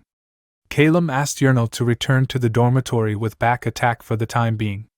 Yahello worriedly asked him why, and what he was going to do. Calem calmly replied that he was going to visit the Magic University for a bit because he needed to finish some important things before starting their adventure in the labyrinth. As he walked, Calem thought that if there really was a group of possessed people, otherworlders, inside the Magic University, that would represent the greatest danger to him at the moment. Meanwhile, Professor Isolov was thinking about Calem's actions, wondering about his unconventional choice of spells and his acceptance of this difficult mission. The professor seemed convinced that Calem was planning something. In reality, Calem was indeed planning a complex conspiracy. To convince everyone that he was a possessed person in order to hide his true secret, Calem decided to himself that to survive in this dangerous environment, he had to make one thing clear to everyone, that he was not a possessed person, but simply an exceptional genius. After deep thought, Calem decided he needed the help of a specific person to execute his plan. Suddenly, Professor Melanie burst into the place, rushing towards Calem and asking angrily if it was true that he had really succeeded in binding magic spells together. Calem replied calmly and confidently that he had indeed succeeded in binding the spells in the magic book, which surprised Melanie, who said in astonishment that most people fail at that, but Calem seemed very lucky. At that moment, Calum decided to provoke Professor Melanie a little and proudly told her that he had not only succeeded in binding a pair of spells, but even 3 spells at once, which left Melanie in a state of shock and intense anger. Melanie became furious and shouted, accusing Calum of mocking or underestimating her. Considering this impossible unless the person was possessed or blessed by the god of wisdom, Professor Dalstream tried to calm the situation and suggested that Calum might truly be blessed. But Melanie refused to listen and said this was no time for jokes. Melanie angrily declared that even binding 2 spells is extremely difficult, and for her, binding 3 is impossible unless Calum was possessed. She decided she would use the lie detection spell again to prove it. Melanie explicitly threatened Calum, saying that if he proved not to be possessed, she would apologize and compensate him, but if he proved to be possessed, she would kill him on the spot. Calum replied coolly, telling Melanie to start the test immediately, pointing out that she had already decided the outcome in advance. Melanie activated the lie detection spell and demanded that Calum confess. Calum replied in a shocking and direct manner, "I am a possessed person from another world in front of everyone," which astonished all who were present. At that moment, Calum activated his hourglass ability, which stops time and gives him a chance to move freely, and he began to plan how to turn the situation to his advantage. Calum felt relieved that he was finally able to use his secondary character ability that stops time, and he thought that he needed to convince everyone at least once. Calum began to observe everyone's reactions, trying to uncover any potential collusion among those present at the Magic University, focusing his attention on Melanie and Isilov in particular. He noticed that Professor Dalstream seemed completely uninterested in the matter, while a new mysterious person appeared who was watching him closely, which made him suspicious of him. Calum smiled sarcastically and decided to start by lying to deliberately confuse Melanie. He announced in a loud, sarcastic voice that his previous adventure in the labyrinth was wonderfully and indescribably exciting. Suddenly, Calum felt intense pain from activating the lie under the influence of the spell, which resulted in a violent magical backlash against him. Professor Isilov immediately intervened, declaring that this reaction was a false one and that Calum was not possessed at all. Melanie felt extremely confused by this result, and realized with difficulty that Calum was indeed not possessed as she had initially thought. Calum apologized to Melanie in his thoughts, explaining that it wasn't personal, but he was deeply hurt by the use of the lie detection spell in this manner. A week later, Yahello met with Calum and asked him with concern if his wounds had fully healed. Calum replied with a smile that he was fine now, admitting to himself that he had remained unconscious for 2 days after activating his ability with no clear gains. Calum remembered that Melanie had apologized to him profusely and had sincerely given him valuable compensation for what had happened between them. The gift Calum received from Melanie was the legendary Compass of Greed, a magical tool capable of pinpointing the locations of treasures inside the labyrinth, which made him excited for his next adventure. After that, Calum made sure the team was ready for their next adventure, calling on each team member, Yahello, Amos, and Back Attack, to confirm their readiness. After everyone confirmed they were ready, the team set off excitedly toward the labyrinth gate to begin the new adventure. At the labyrinth gate, Calum noticed that the other adventurers were talking secretly, and he worriedly asked Yahello if she could hear what they were saying. Suddenly, a strange adventurer approached Calum's team, calling out to them gently and asking if they had a minute to talk before they entered the portal. Calum began to doubt the motives of this new adventurer and thought to himself that the situation had become complicated, and he must be extremely cautious from now on. When Calum asked the strange adventurer why he was interested in them, the adventurer replied with a smiling, deceptive face that he was just concerned about the safety of new adventurers. The adventurer then continued with a cunning look, pointing out that the labyrinth was full of thieves and slightly suggested that he should hold on to their valuables for them until they returned. But the monk Amos objected forcefully and with clear anger, telling him that their team leader, Calum, was very smart and capable of easily dealing with any novice thieves who tried to rob them. The adventurer quickly backed down, flustered and trying to justify his position, claiming he only wanted to advise them and warn them of the dangers. Calum grew bored of the conversation and decided the team should proceed immediately into the labyrinth, telling the adventurer to do as he pleased. After they moved on, Yerno felt worried and whispered to Calum that those people might be the very thieves they were warned about. But Calum smiled confidently and reassured her, explaining that even if they followed them, Yerno would be able to easily detect their presence in advance. However, the team soon heard the voice of the previous adventurer screaming for their help from inside the labyrinth, urgently asking for assistance. Calum stood with his team, alert and cautious, and replied in a loud voice, questioning how they could trust him when he was suddenly asking for help. In his mind, Calum thought coldly that if this were a game, he would have killed him without a second thought. Then he asked him in a clear voice if he was trying to steal their belongings. Now, the suspicious adventurer replied with clear confusion, admitting the rudeness of his previous actions, but said he didn't know they would be attacked by an unknown assailant inside the labyrinth. Suddenly, Yerno noticed and informed Calum that someone was running quickly towards them from the front. The adventurer began to scream in terror, trying to warn them of the coming danger, indicating that someone or something was chasing them. Calum quickly asked Yerno how many people were coming, and she answered in fear that there were 4 people. At that moment, a surprise attack was suddenly launched at them from the front, causing extreme tension within the team's ranks. However, the adventurer, who had been screaming in panic, suddenly stopped, then turned towards Calum with a malicious smile on his face and asked for his opinion on his performance. The monk Amos realized the situation and shouted out to Calum, warning him of a spell the deceitful adventurer had cast called Jester's Spell Disruptor.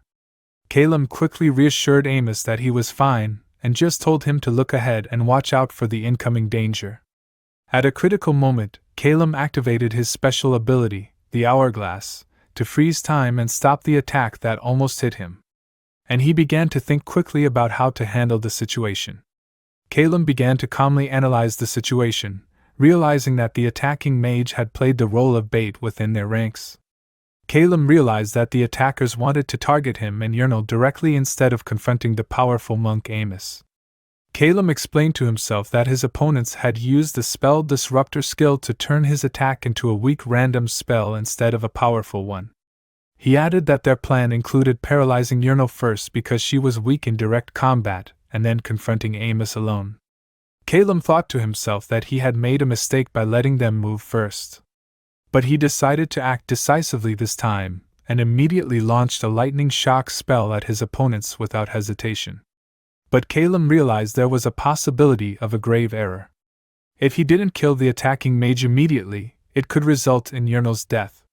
The ability's countdown began to decrease rapidly, but Calum was confident that he had enough time to act thanks to the hourglass. Calum took out a special magic scroll he had prepared beforehand and decided to use it immediately to limit the effect of the skills the opponent had used.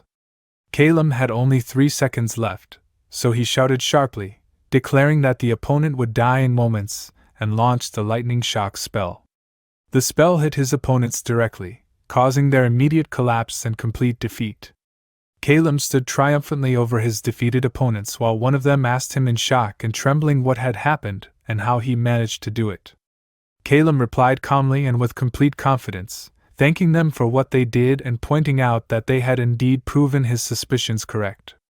After confirming his suspicions about the group that attacked them, Calum coolly declared that his method of dealing with them was correct, adding that death is the only answer for their kind. One of the attackers tried to ask Calum to wait, but Calum ignored him completely, and immediately cast a dust explosion spell to finish them off quickly and definitively. One of the gang members was surprised by what happened and began to scream in confusion, wondering why the spell disruptor he was relying on didn't work.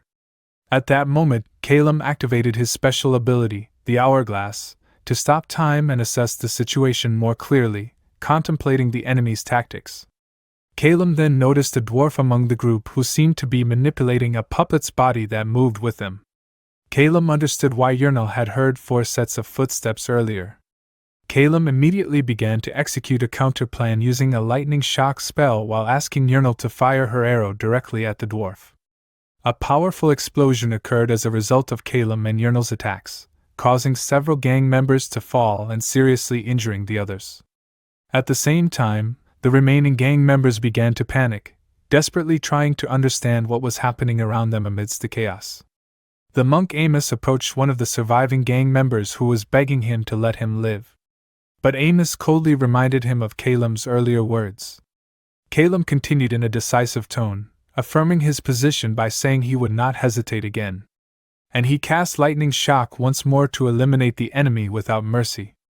After the fight ended, the team looked extremely exhausted, especially Yurnal, who was so terrified that she couldn't use her hearing skills effectively this time. But Calum urged her to be strong, assuring her that she must become a reliable companion and be proud of herself. A short time later, Calum woke up, apologizing for having fallen asleep, thinking that the magic scroll he had used earlier had some side effects. Amos assured him that he was fine. Calum noticed that Amos had begun to examine the equipment they had seized from the gang that attacked them and suggested he choose what he wanted to keep. Calum decided to take only the equipment and consumables they really needed, reasoning that anything of monetary value would be too heavy and difficult to carry. Among the loot Calum decided to keep were 5 medium-quality healing potions, a time-reduction elixir, and a valuable scroll for resurrecting corpses. Considering these items of great importance for their next adventure, Calum used telekinesis to arrange the items and carry them easily, which made it easier for them to prepare for departure.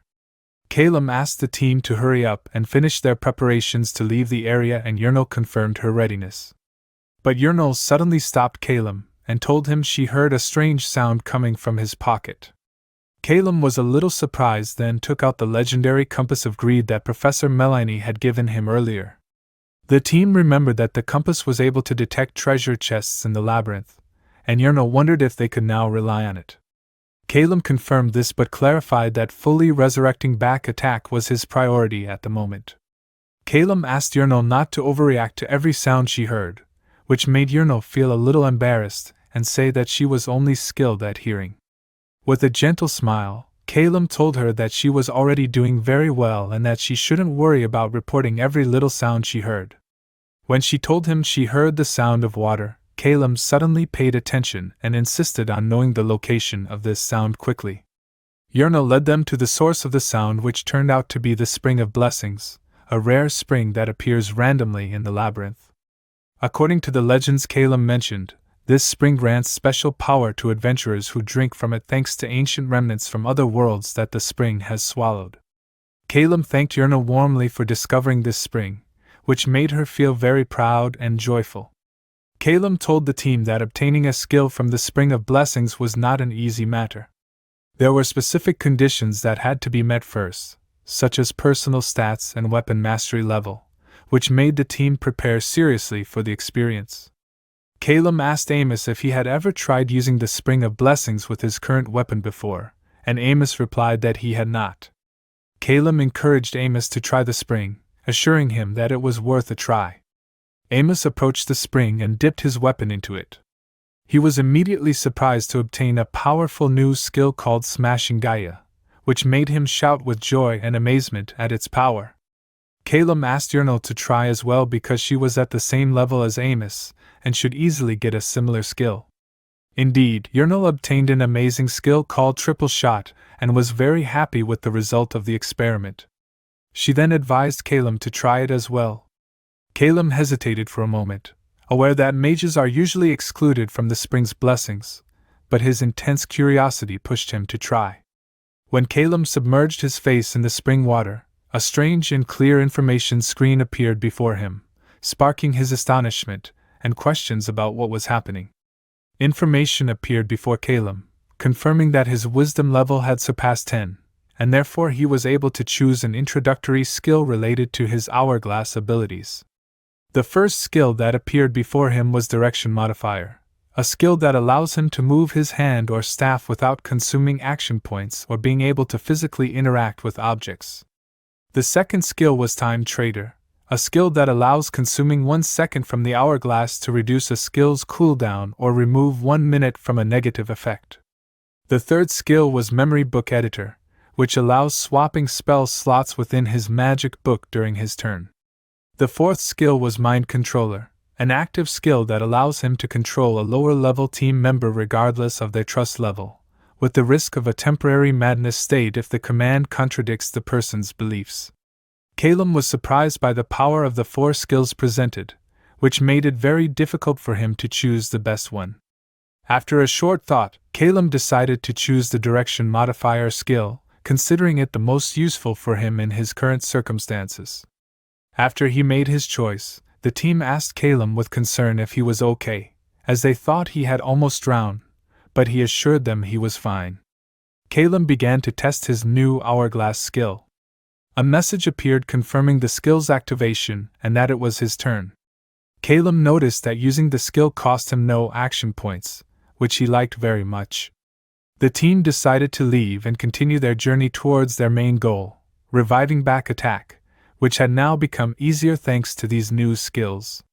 As they were walking, Yurnal noticed something strange that Amos was carrying and asked him what it was. He replied with a warm smile that it was a charm from his wife. Yurnal was surprised and asked him curiously how they met, especially since he was a monk and married. Amos replied that they first met at the Adventurers Guild and that his wife was the one who formed the team with Back Attack. Amos also explained that his wife knew the great debt he owed to Back Attack, and that's why she allowed him to join the mission without any financial compensation.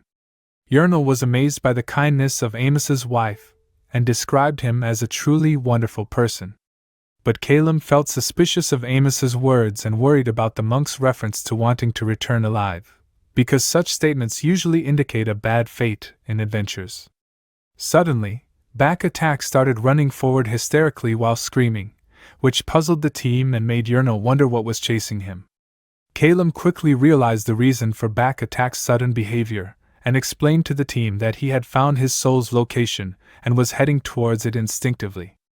Calum confirmed that Back Attack's soul was in a place located between floors, a floor known as Floor 1.5. Yurnal was very surprised by this and asked him with great bewilderment about this strange floor. Amos confirmed what Calum said and mentioned that he had heard old rumors about the existence of such a place in the labyrinth.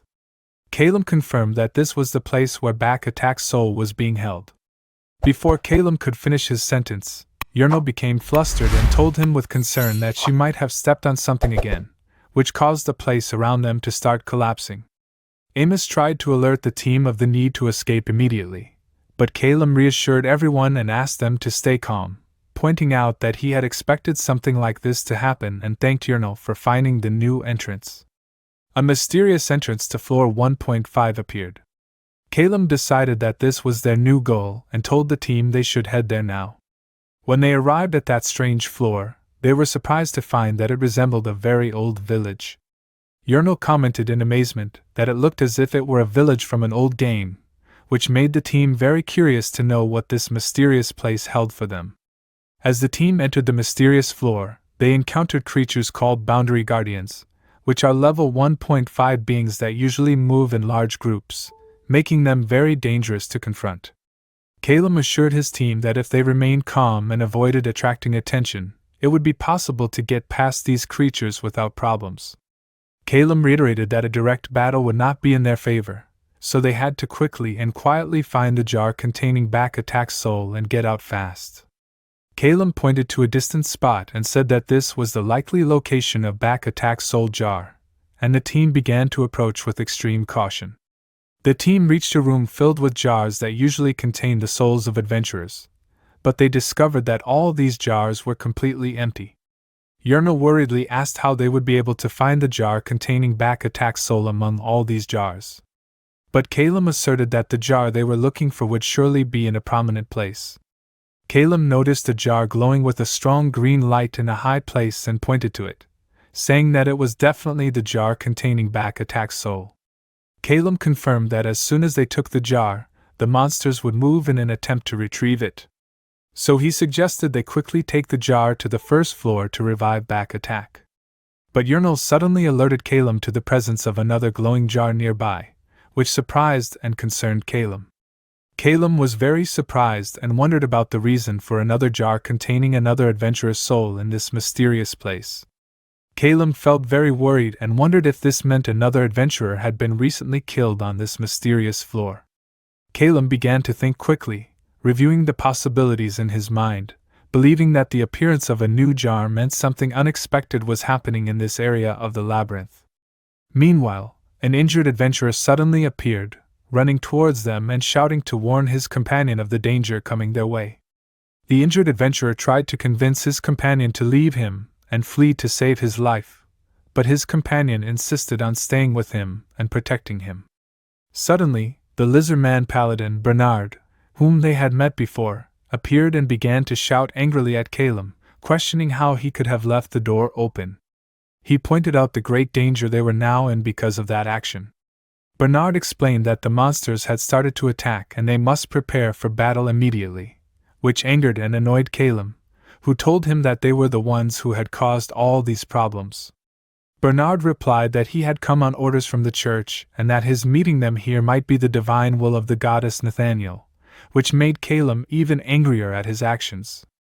Bernard was speaking to Calum, convinced that their meeting in this place was not a coincidence but part of a divine plan inspired by Nathaniel, aimed at them overcoming this trial together. He asserted that everything that had happened was part of Nathaniel's divine providence, which made Calum marvel at this absolute faith in destiny.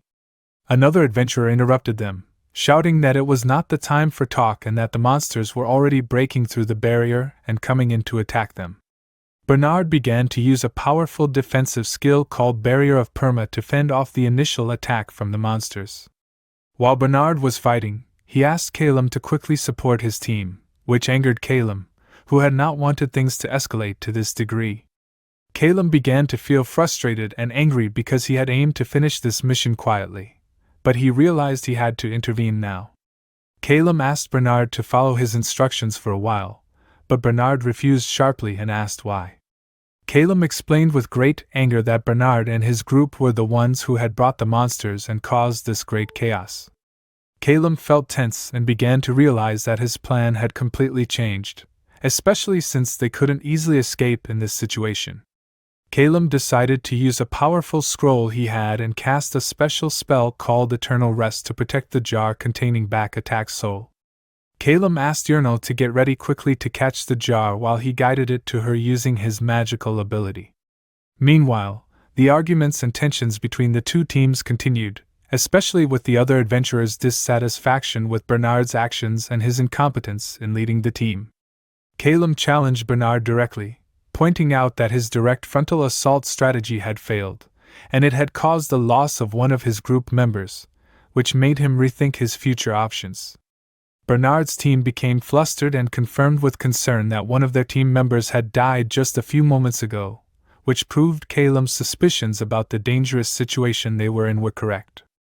Calum quickly reassured them and told them that if they followed his instructions, he promised to revive their companion and successfully complete the mission, which surprised and interested the team. But he first asked them to look behind them to confirm his words, and he told them that souls are automatically stored in jars if someone dies between the labyrinth's floors. Yahello confirmed this and pointed to another glowing jar that had appeared a few moments ago in addition to Back Attack's jar, which confirmed the death of the new adventurer. The team was shocked when they realized that the new jar belonged to their dead companion, Aston. But Calum reassured them that he would revive him immediately in this area. Calum added that the matter of payment would be arranged fairly later at the church, which made the team feel relieved and hopeful about saving their companion. The team decided to follow Calum's instructions immediately, now fully convinced of his sincerity.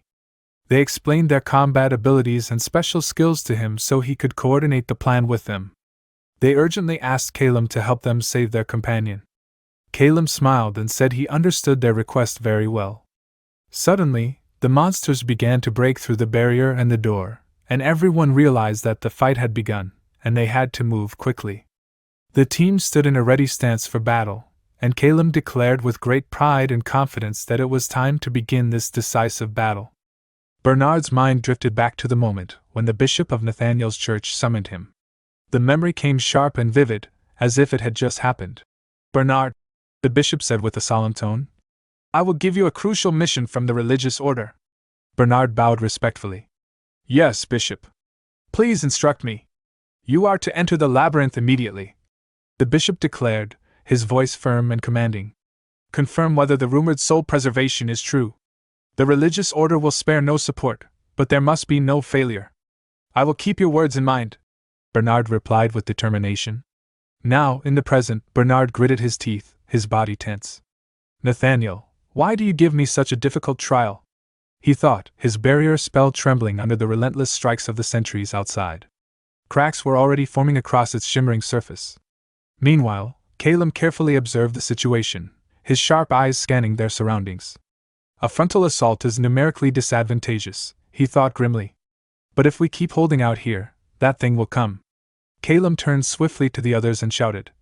Amos! Bernard! Barbarian! Stack the display cabinets behind me, we'll climb up from there. Then he spun toward Yernal and Remus. You two, take care of the soul caskets. Right, got it. Yernal and Remus replied in unison before rushing to secure the fragile relics. Moments later, Amos called out. Calum! We've moved everything. Good, Calum answered. Everyone, stand back. I'm breaking through the roof. He focused his energy, prepared his spell, and cast Dust Explosion. With a roaring blast, the roof above them cracked and shattered, leaving a massive hole. Climb up to the roof, hurry! Calum ordered.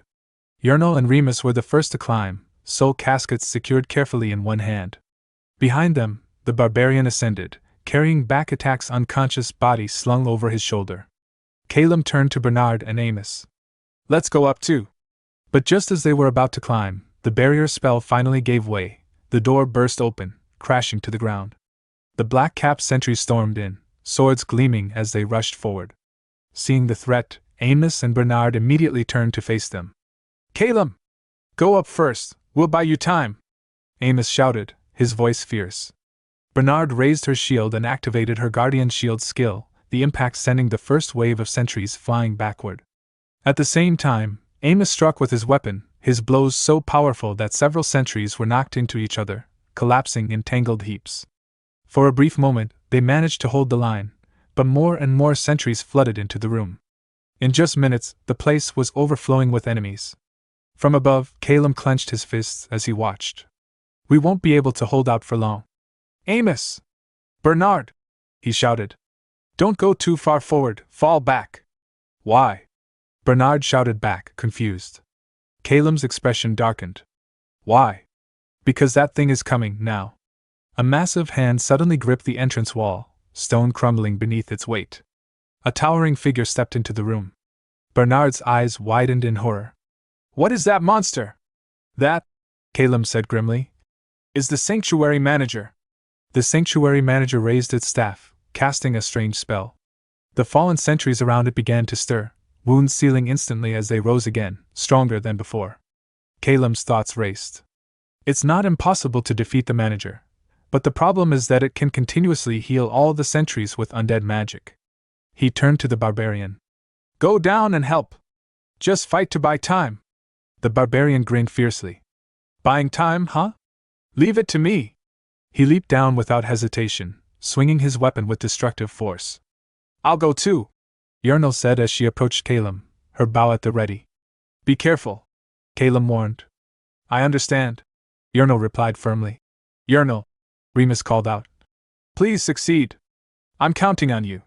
She gave him a determined nod. I'll do my best. Calum watched her go, his thoughts heavy. Yernal, everything depends on you. The success of this operation rests entirely in your hands. Then he addressed the group, his tone sharp and commanding. Listen carefully. The sanctuary manager grants healing, enhancement, and aura magic to undead. Its stench also lowers your resistance and causes a dazed state. Keep your mind sharp at all times. Despite his warning, Bernard faltered slightly, overwhelmed by the nauseating odor filling the room. Damn it! The barbarian shouted while cutting down another sentry. How many more do I have to kill? But the sanctuary manager cast another wave of healing magic, restoring every fallen sentry once again. The barbarian's expression twisted in frustration. At this rate, this will never end. Just then, Bernard nearly froze in place, her focus slipping. The barbarian noticed instantly and lunged forward, blocking a sentry's strike meant for her. Snap out of it, Bernard! He roared. We're nowhere near done. Concentrate. I'm sorry, Bernard stammered. The stench, it got to me. Calem's jaw tightened. Do you finally understand now how reckless a frontal assault was? We can't keep this up much longer. Yurnal, are you still not ready? Meanwhile, Amos continued to strike down sentries with relentless precision. Bernard glanced at him in disbelief. How is he unaffected by the stench? How are you enduring this? Bernard asked aloud. Amos didn't even glance back. On Dalai Mountain, my training was to silence all distractions, even the ones inside my mind. Suddenly, the sanctuary manager began casting another healing spell, and Calem barked. Focus on the manager. Amos stepped forward, gripping his weapon tightly. A fierce light blazed in his eyes as he unleashed his newly acquired skill, Smashing Gaia. With a single devastating strike, he obliterated several sentries at once, shaking the entire floor. Barbarian and Bernard froze, stunned by his power. When did you get that skill? Bernard thought, her disbelief plain on her face. One hit, and so much destruction. Is this really the same monk who wandered aimlessly on the first floor? At that moment, a bright flare streaked across the distant sky. Remus spotted it instantly. Calem! That's Yurnal's signal! Calem's eyes lit up. Good, you did it, Yurnal. Everyone! Fall back! He ordered. Meanwhile, far from the chaos, Yurnal had just completed her mission. Beside her, Aston, who had just been revived, slowly stirred. Hurry and get up, Yurnal said urgently. We need to move. Aston blinked in confusion, his voice faint. Who are you? Calem's mind raced as chaos erupted around him. Now we, who are above, need to buy time, he thought, his sharp gaze fixed on the sanctuary below. The dust explosion doesn't have a wide blast range. Even with direct detonation, I can't immobilize all those sentries. Then there's only one way. Without hesitation, Calem raised his hand, summoning a surge of mana. 4 consecutive bursts of dust explosion erupted from his spell, striking the roof directly above the sanctuary manager and the surrounding sentries. The sudden detonations shook the entire structure. Remus's eyes widened in shock as cracks split across the ceiling. He's dropping debris on the manager and the sentries, just to stop them? Chunks of stone and rubble rained down, burying several sentries and the sanctuary manager beneath the collapsing roof. Dust filled the air, obscuring everything in a thick gray cloud. Bernard stumbled back, startled by the impact. What is this? Now's our chance! Calem shouted, his voice cutting through the chaos. Hurry up and climb! Barbarian grabbed Bernard's arm. Let's go up now too! Bernard nodded, gripping his weapon tightly. I understand. You go first! Just as Barbarian began climbing, one of the sentries suddenly burst out from the swirling dust, charging straight at them with murderous intent. Bernard stepped forward without hesitation, his sword flashing as he struck the sentry down. Amos! He shouted. I'll hold them off, go up first! But Amos froze, his thoughts dragged back into the past, the memory of that one critical mistake, the time he'd abandoned his position, leaving a gap behind that had led to a deadly back attack. He gritted his teeth, his knuckles tightening around his weapon. No, not this time, he growled. I won't run away leaving my companions behind, ever again. With a roar, Amos stepped forward, his blade carving through the incoming sentries. Go ahead! I'll hold the line! Bernard met his gaze and nodded firmly. If that's your will. I understand. You're the best frontliner I've ever seen. Without another word, he began climbing. Amos stood firm, blocking wave after wave of attacking sentries. But then, bright streaks of light suddenly rained down, the strikes of Calem's magic slamming into the enemies around him. Amos! Calem shouted from above. Come up now, we'll cover you! Just as Amos prepared to retreat, the rubble behind him shifted violently. From beneath the debris, the sanctuary manager rose, his figure battered but unbroken, his eyes burning with fury.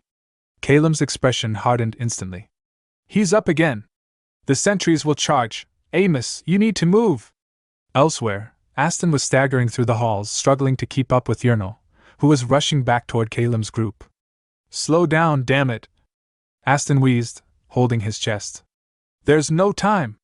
Yurnal barked back, not slowing his pace. I just died and came back to life! Aston shot back, his voice cracking in frustration. Yurnal glanced over his shoulder briefly, confused. What are you talking about? I healed you, didn't I? Does that make me completely recovered? Aston snapped. Yerno frowned but kept running. If we don't hurry, our entire party will be wiped out. Aston gritted his teeth. Fine. Damn it, just guide me properly.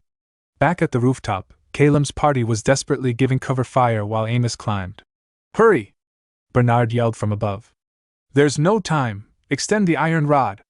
Amos immediately triggered the mechanism on his weapon, lengthening the iron rod. Bernard grabbed hold of it and started pulling him up with all his strength, while Calem and Remus unleashed volleys of attacks to hold off the approaching sentries. Bernard reached down further, grasping Amos's arm and hauling him upward. But suddenly, a cold sensation crawled up Amos's leg. Why does my ankle feel cold? He glanced down and froze. The sanctuary manager had scaled the debris and was clutching his ankle, his face twisted into a sinister, almost mocking smile. Damn it, we're almost there! Remus shouted, his bowstring snapping as he fired an arrow. Take this and get lost! The arrow shot through the air with deadly speed, only for the sanctuary manager to catch it with his mouth, his teeth crunching through the shaft. What the hell? Remus gasped, his voice trembling. That monster! Hang on, Amos! Bernard shouted, his arms straining as he tried to pull him up. It's almost done, just a little more. But Amos's grip faltered, his body trembling violently. I can't hold on, my arms are giving out. You can't let go! Bernard roared, his voice raw with desperation. I'll save you, I swear it! Amos shook his head weakly. It's too late. I'm fine. Just run. Save yourselves, use the dagger! Calem ordered sharply, his voice slicing through the panic. In that instant, a blade streaked downward, glinting in the light. A magic throwing knife, hurled with perfect precision, tore through the air and struck the sanctuary manager right in the forehead. The monster's grip loosened instantly. His body fell backward, crashing violently to the floor below. Bernard wasted no time, pulling Amos up the rest of the way. You've worked hard, Amos, Calem said, his voice steady but filled with relief. Take a breath, and say hello. At that moment, a cold, familiar voice stated. Hey, mister! Amos froze. Standing there was Back Attack with his soul, revived. Amos's breath caught in his throat as his eyes locked onto the figure standing before him. Back Attack. Alive. Normal. As though he'd never died in the first place. Amos froze, unable to believe what he was seeing. But Back Attack looked just as confused, glancing around wildly, gripping the dagger he'd just thrown. I don't understand any of this. Back Attack muttered, his voice hoarse and uncertain. You said use the dagger, so I just threw it on instinct, but where the hell are we? Big brother, who are these people? Amos didn't answer. He didn't need to. Instead, he rushed forward and wrapped Back Attack in a crushing embrace. Thank goodness, Amos whispered, his voice breaking. Thank goodness you're back. I can't breathe. Back Attack coughed, squirming in his brother's arms. Hey brother, my ribs! My bones are gonna break! At that moment, Yerno and Aston finally climbed up to the top of the wall, a little ways off from Calem's group. Calem! Yerno shouted, raising a hand. We've arrived! Bernard, Barbarian, and Remus, the rest of the party, turned instantly toward the voice. Their faces lit up with relief as they saw Aston alive and standing. You idiot! Barbarian said, his voice cracking as tears welled in his eyes. Glad you made it back alive. Aston frowned, though his shoulders trembled slightly. What were you standing around for instead of running, you stupid fools? Before anyone could reply, Calem's sharp voice cut through the reunion. All right, enough, Calem said firmly, his expression cold and focused. I appreciate the joy of reunion, but this isn't over yet. He turned his gaze toward Yerno and raised a finger to his lips, signaling for silence. Especially you. If you're trying to pull the guards aggro, zip it now. Yerno immediately stiffened. Sorry. Calem nodded. Good. I'm about to relay the plan, so listen carefully. Yerno, pass this to Aston, please. Yes, got it. Yerno replied quickly. Calem began explaining, his tone steady but urgent. It's a 7-meter drop from the cathedral roof to the ground. The escape gate is roughly 30 meters from here. Jumping from the roof is suicide. Any clumsy monk or lizard would definitely sprain their ankle, and I'm not risking mine either. While Calem spoke, Yerno immediately began relaying the details to Aston in hushed tones. There's also a risk of injury, and the guards will surround us instantly if we jump. Calum continued. No good. We need to incapacitate the guards and the administrator first, then make a dash for the gate. To do that, we need to cast one big spell, but it'll take time. Until then, we hold this rooftop. Whoever comes up here, you handle them. Just as he finished speaking, a sentry climbed over the roof's edge with a roar. Barbarian reacted instantly, swinging his axe in a wide arc and cutting the soldier down before he could reach the party. More sentries began climbing up behind him. Barbarian grimaced. TCH, we don't have much choice. But Calum raised a hand. Not yet. I've got other tasks for you later, so conserve your strength. We'll leave the rooftop defense to Back Attack and Bernard. Bernard nodded immediately. Understood. Back Attack, however, crossed his arms. Sorry, but the party leader isn't you. The entire group snapped their heads toward him. Listen to him, the others shouted in unison. Just hear him out, geez. Back Attack blinked, scratching the back of his head awkwardly. What? Fine. Sheesh. Amos approached him, resting a hand on his shoulder. Right now, Calum's our leader. Trust him. Ramus, still loosing arrows, glanced at Calum. Do you even have a way to subdue all of them? Calum smirked faintly, his eyes narrowing. I'll use a large-scale lightning spell to hold them in place. Then we'll make a break for the gate in the opening. He turned to Yernal. Hide near the gate with Aston. When I give the signal, you act. Yernal quickly relayed the next part to Aston. Once Calum summons the rain clouds, we're supposed to surround the cathedral with a mud wall spell. Got it? Let's move. Aston nodded, and the two began making their way toward the gate's vicinity. Ready to start. Calum muttered under his breath, gripping his staff tightly.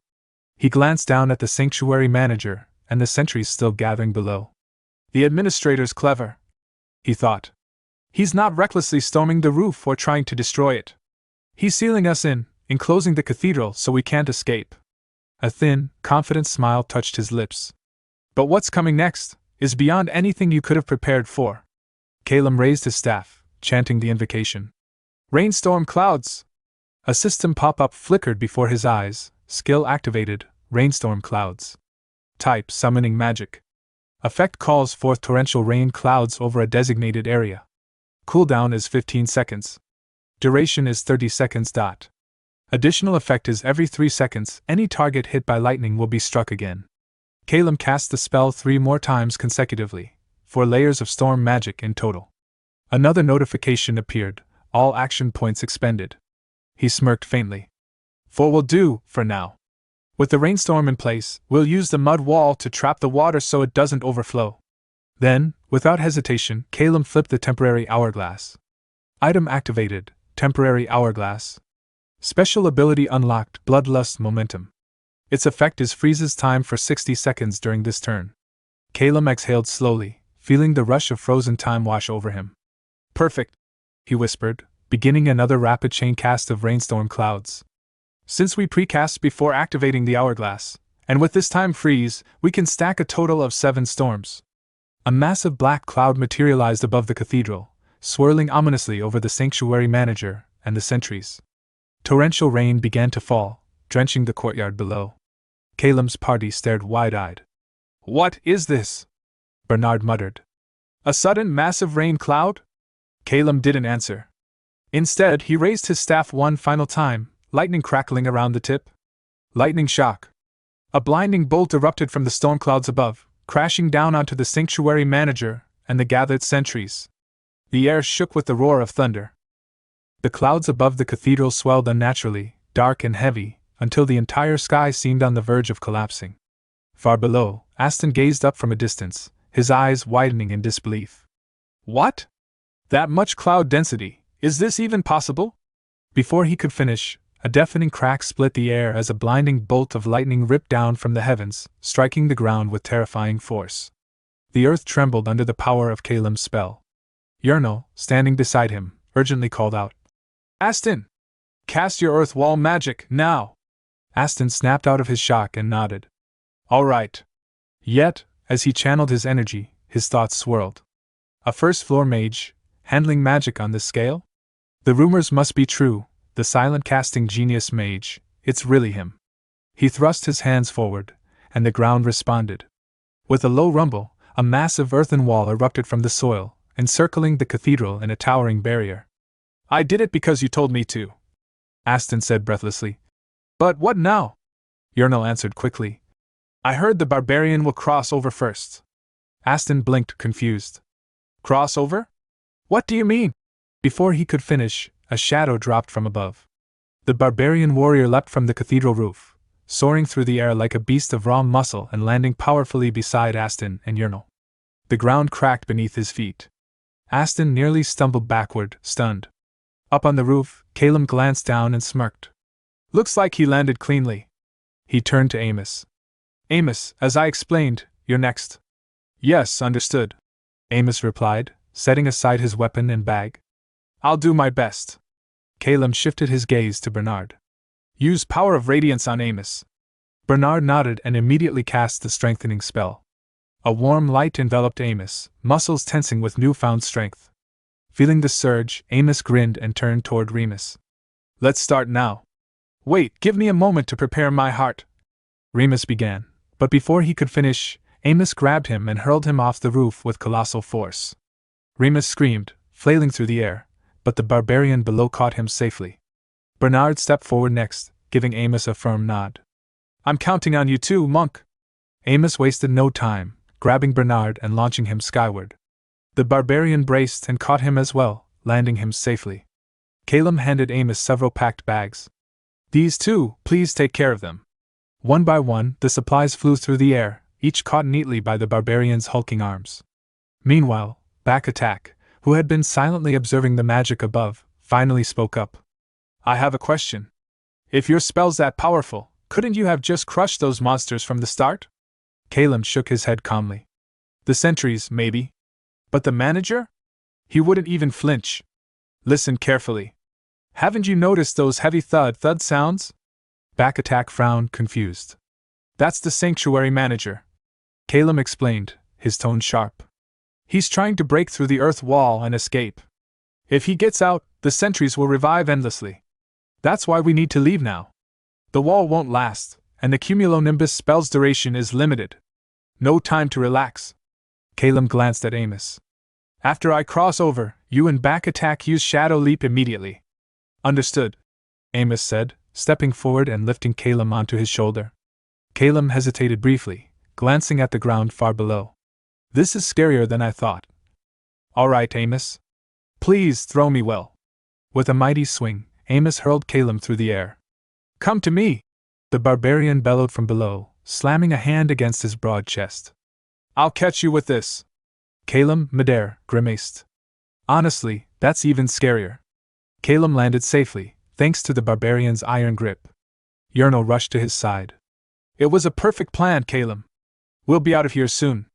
Calum nodded but glanced back at the rooftop. Not yet. We need Amos and Back Attack to make it out too. Meanwhile, atop the cathedral, Back Attack turned to his brother. What did you find a mage like this? Seriously, there's so much I want to ask, but we should move first, right? Amos stopped him, his expression unusually serious. Back Attack, when we get out of here, join Calum's party. Back Attack frowned. With your history as an exit boss, Amos continued, most parties won't accept you. And that mark from the Labyrinth Master, it's still on your forehead. But Calum will take you in. Unlike the others. Back Attack hesitated, blinking at him. All right. I get it. But we need to move, don't we? Yes, Amos said firmly. That's why I'm telling you now. Got it? You're joining Calum's party. Back Attack scratched his cheek, muttering under his breath. This uncle's acting weird today. Is he getting old or something? Let's go, Amos commanded. Back Attack activated Shadow Leap, and in the next instant, both brothers appeared beside the others. They're back!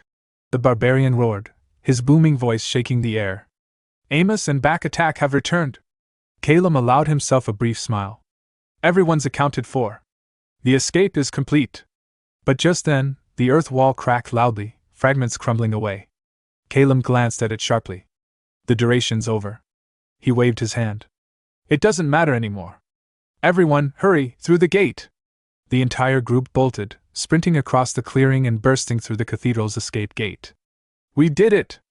Yurnal shouted, his voice filled with elation. Remus let out a relieved laugh. To think we actually escaped from that hell. The barbarian clapped Aston on the back hard enough to make him stumble. And we even got Aston back?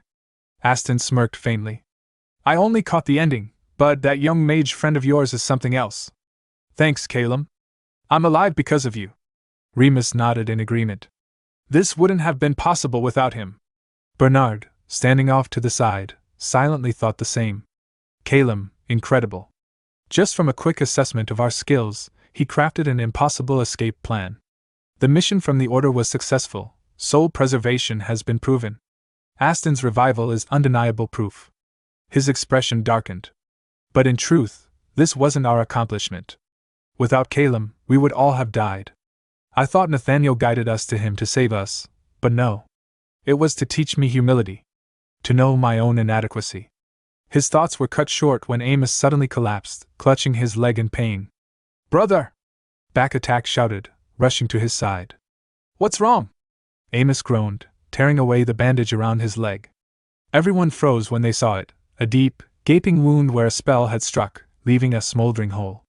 Calum's eyes widened in shock. What is this? Calum's mind raced as he looked at Amos, pale and trembling on the ground. When did he get hit by a decay ray? There was no way he could have missed it, unless it happened during the chaos. A system window flickered before Calum's eyes, revealing the cruel truth: decay ray, 3rd grade necromancy. A curse that causes the target's heart to decay after a set period, leading inevitably to death. Amos, breathing heavily, finally explained. It was when that bastard of a manager was holding my legs, when he was resisting. Calum's eyes widened. Don't tell me that's when it hit you. Why didn't you say something sooner? Amos gave a faint, bitter smile. Would it have made any difference if I had? Back Attack, who had been standing nearby, barked. Don't be ridiculous. You ran just fine on the rooftop earlier. I felt like I could run. Amos replied softly, though his voice carried the weight of exhaustion. Remus turned quickly to Bernard. You're a paladin. Do something. Bernard shook his head grimly. This curse, it's beyond my power to heal. A heavy silence fell as Amos looked at Calum, his voice suddenly frail. Calum, I have one request. Please, deliver this talisman to my wife. Tell her. I promised I'd come back. And that I'm sorry I couldn't keep that promise. He reached out with a trembling hand, clutching the small charm, but before he could place it in Calum's palm, his strength failed him. The talisman slipped from his fingers and fell to the ground with a dull clink. Amos! Calum caught his friend, his face tightening with frustration and fear. Yurnal knelt beside them, her voice trembling.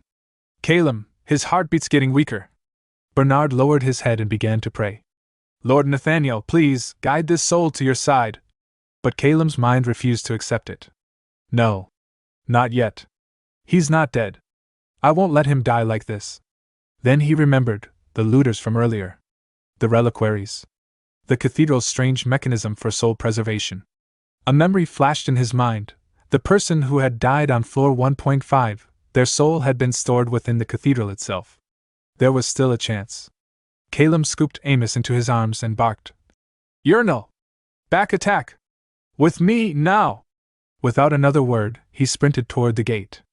Calum! Bernard shouted after him. What are you doing? But Calum didn't answer. There was no time. He rushed through the gate and emerged on floor 1.5, heart pounding, and sighed in relief when he saw Amos was still breathing. But his relief was short-lived. Ahead, standing in the misty corridor, the sanctuary manager and a group of sentries waited. Calum's expression hardened. They were lying in wait, sentries deployed all the way to the gate. Then, in his arms, Amos's breathing stopped. A soft, green glow drifted out of his chest, his soul, drawn toward the reliquary deep within the cathedral. Calum's gaze followed the glow. That's it. That's where they're keeping his soul. Just then, Yurnal and Back Attack emerged from the gate behind him. Yurnal readied her bow. Calum! I'll cover you! Back Attack, gripping his daggers tightly, asked. Do you even have a plan? Calum's eyes locked on the cathedral. We're getting Amos's reliquary back. That's the plan. Then I'll use my skill. Back Attack began. No! Calum snapped. Not yet. Stand by. The sentries charged forward. Calum knew he needed time, just 13 seconds, until the cooldown on his dungeon hourglass ended. He raised his hand and cast Dust Explosion, obliterating several sentries in a blinding blast. An arrow from Yurnal's bow struck another. Back attack's dagger flashed, cutting down a second. Calum followed up with a surge of lightning shock, the air crackling as bolts scorched the ground. 9 seconds left. Time crawled. Could they hold out? At that moment, Bernard's party burst through the gate, weapons drawn. Bernard called out, "Calum! Until Lord Nathaniel rewards you for this, I won't let you die." Calum smirked faintly. "For once, I'm glad this talkative lizard is here." With Bernard's party holding the sentries back, Calum set his plan into motion. "Back attack!" he shouted over the chaos. "When I give the signal, use leap ambush on the manager, steal the staff, and shadow leap back here." Back attack hesitated. "But the success rate on him is, trust me." Calum cut him off sharply. "Just get ready." He raised his telekinesis wand, his eyes locking onto the reliquary glowing within the cathedral. Slowly, carefully, he began pulling it toward himself, his action points draining with each passing second. "Amos, you've saved us countless times. Now it's my turn. Hold on. I won't let you die." The reliquary floated into his hands. "Yurnal!" he commanded. "Lightning arrow, now!" Yurnal's bow thrummed, unleashing a blinding arrow of pure electricity. The bolt streaked through the air and struck the sanctuary manager, sending a scream of pain echoing through the chamber. "Back attack! Go!" Calum shouted. In an instant, back attack vanished, leaping across space to appear behind the manager. His dagger flashed, his hand darting forward, and he tore the staff free from the manager's grasp. Using Shadow Leap, he reappeared safely by Calum's side, panting but grinning. "You got it!" Calum yelled. "Fall back, now!" The group sprinted back through the gate, exiting the floor in a single desperate rush. Outside, they collapsed against the stone walls, catching their breath. Calum glanced around, his voice steady despite the exhaustion. "Just to be sure, no one else is carrying some weird critical injury or curse, right?" The others shook their heads. "We're fine." Bernard stepped forward. "Calum, what now? We don't have the resurrection scroll.